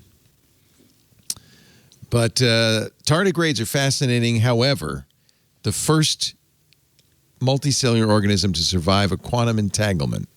Just one more notch in the tardigrade, in the moss piglet belt, if you will. Get on it, Jason. A superconducting qubit, which is part of a quantum computing device, I think. I don't. Yeah, this is sci-fi as far as I can tell. Super sci-fi. Super sci-fi. Superfly sci-fi. Ladies and gentlemen, we are at the conclusion of this episode. Tim Stevens, I want to thank you so much for coming out of the cold and joining us. I hope you get some snow and ice so you can race on that lake of yours. Thanks. Still hoping for a white Christmas. We'll see. Fingers crossed. Crossing your fingers up there in way up in up. If up anybody has a chance, you do up there. Yeah. Thanks very much. Great to see you, Leo, as always. Thanks Great to see you. Follow his exploits at Roadshow, at the Roadshow. That's CNET's Roadshow. Is it roadshow.cnet.com? CNET.com/roadshow or theroadshow.com. Oh, just go to roadshow.com. And of course, he's on the Twitters. What are you laughing at now? Oh, wait a minute.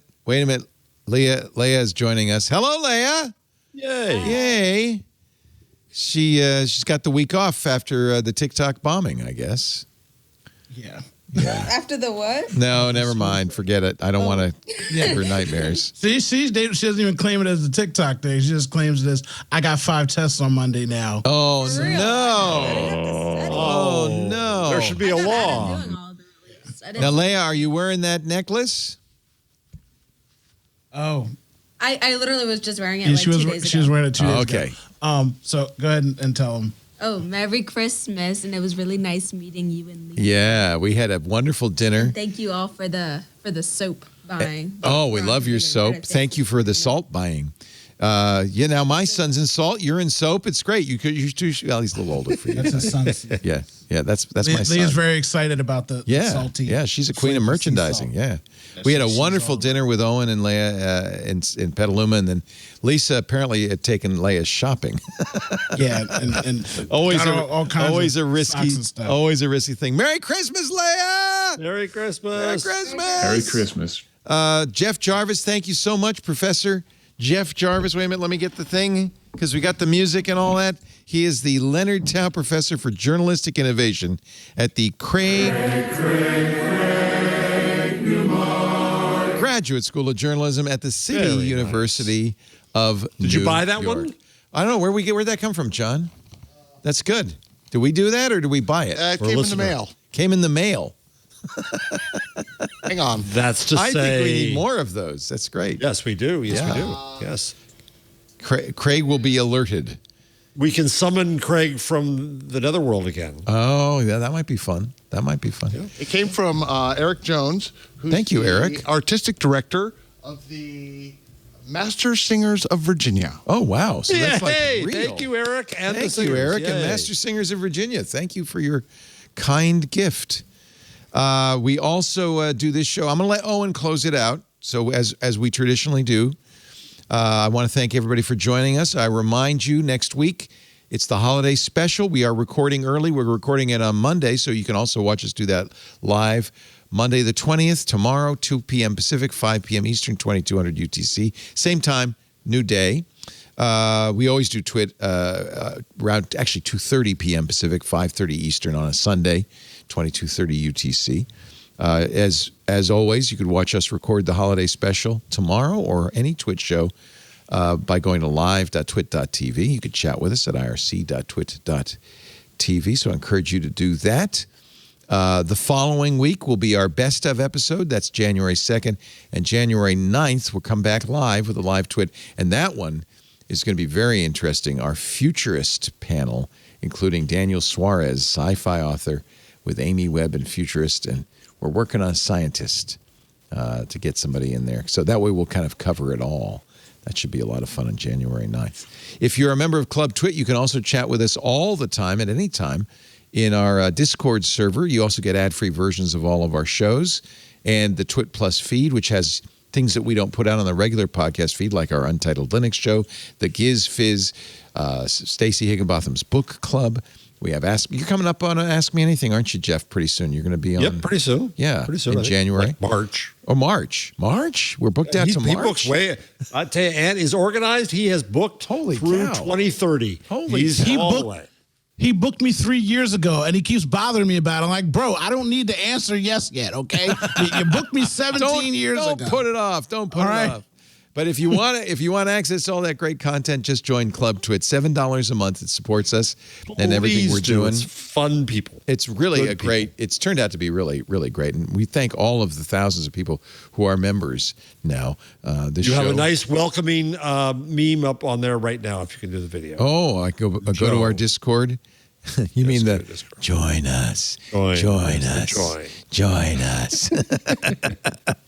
And also, there have been a number of tardigrade things. And here's a video of Tim trying to get his truck across the lake. I don't know what that is. Definitely not. Definitely not you. I'm sorry. I've now gone down the rabbit hole of animated GIFs on the Discord. Club Twit is available at twit.tv/clubtwit. And we do have, by the way, corporate memberships. We've now got 2 companies with corporate memberships. That's really great. It's a good way to kind of spiff your employees. Tends to be off in the IT department, people like that. They really appreciate it. So twit.tv/clubtwit. And now, ladies and gentlemen, to close out our last episode of 2021, I give you the Right Reverend Owen J.J. Stone.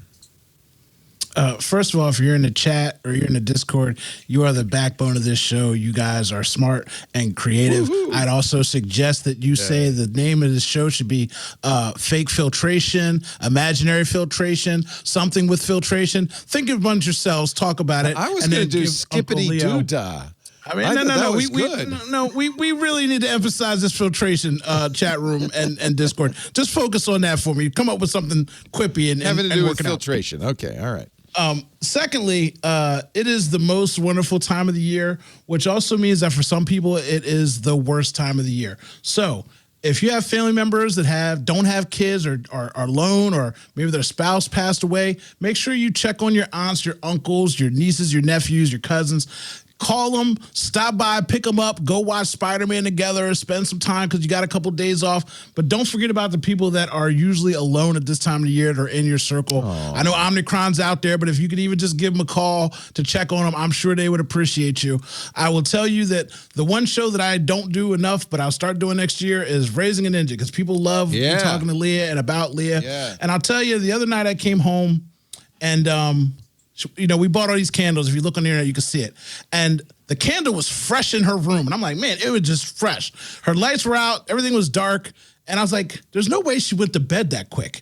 And so the next day, I'm like, yo, what happened last night? She was like, oh, I was actually crying. And when I heard you come in, I didn't want to bother you. So I just blew the candle out and I jumped in bed. And when someone was like, well, why were you upset? And she was like, it's not a big deal. The holidays, just pressure, school and all that. And I was like, no, literally, let's talk about why. And she said she's wrestling, it's 2 hours after school, is beating her body up, school work, tests, and, just the general things of life. And, she's making soap and doing all that stuff. So long story short, Christmas Eve, this will be the last orders we're taking for soap. We're going to shut it down for next year so she can focus on her sports and the other things that she wants to do. And it's totally fine. But my point is that my kid is one of the happiest kids on earth, but her mom's a great mom. I do the best I can. But even she was just super sad and down for a day. And if you don't think to take the time to check on your kids or your parents or your loved one, your significant other, sometimes that moment can cascade into something else. So make sure you're paying attention. Make sure you're looking out. And again, Merry Christmas, Happy New Year, Happy Hanukkah, Happy Kwanzaa, Happy whatever you celebrate. Woo! But make sure you check on the people that are alone in the world. Because I love you, they love you, we love you. Merry Christmas. And you know what else they say? Another Twits in the can. Roll the music! Doing the twit.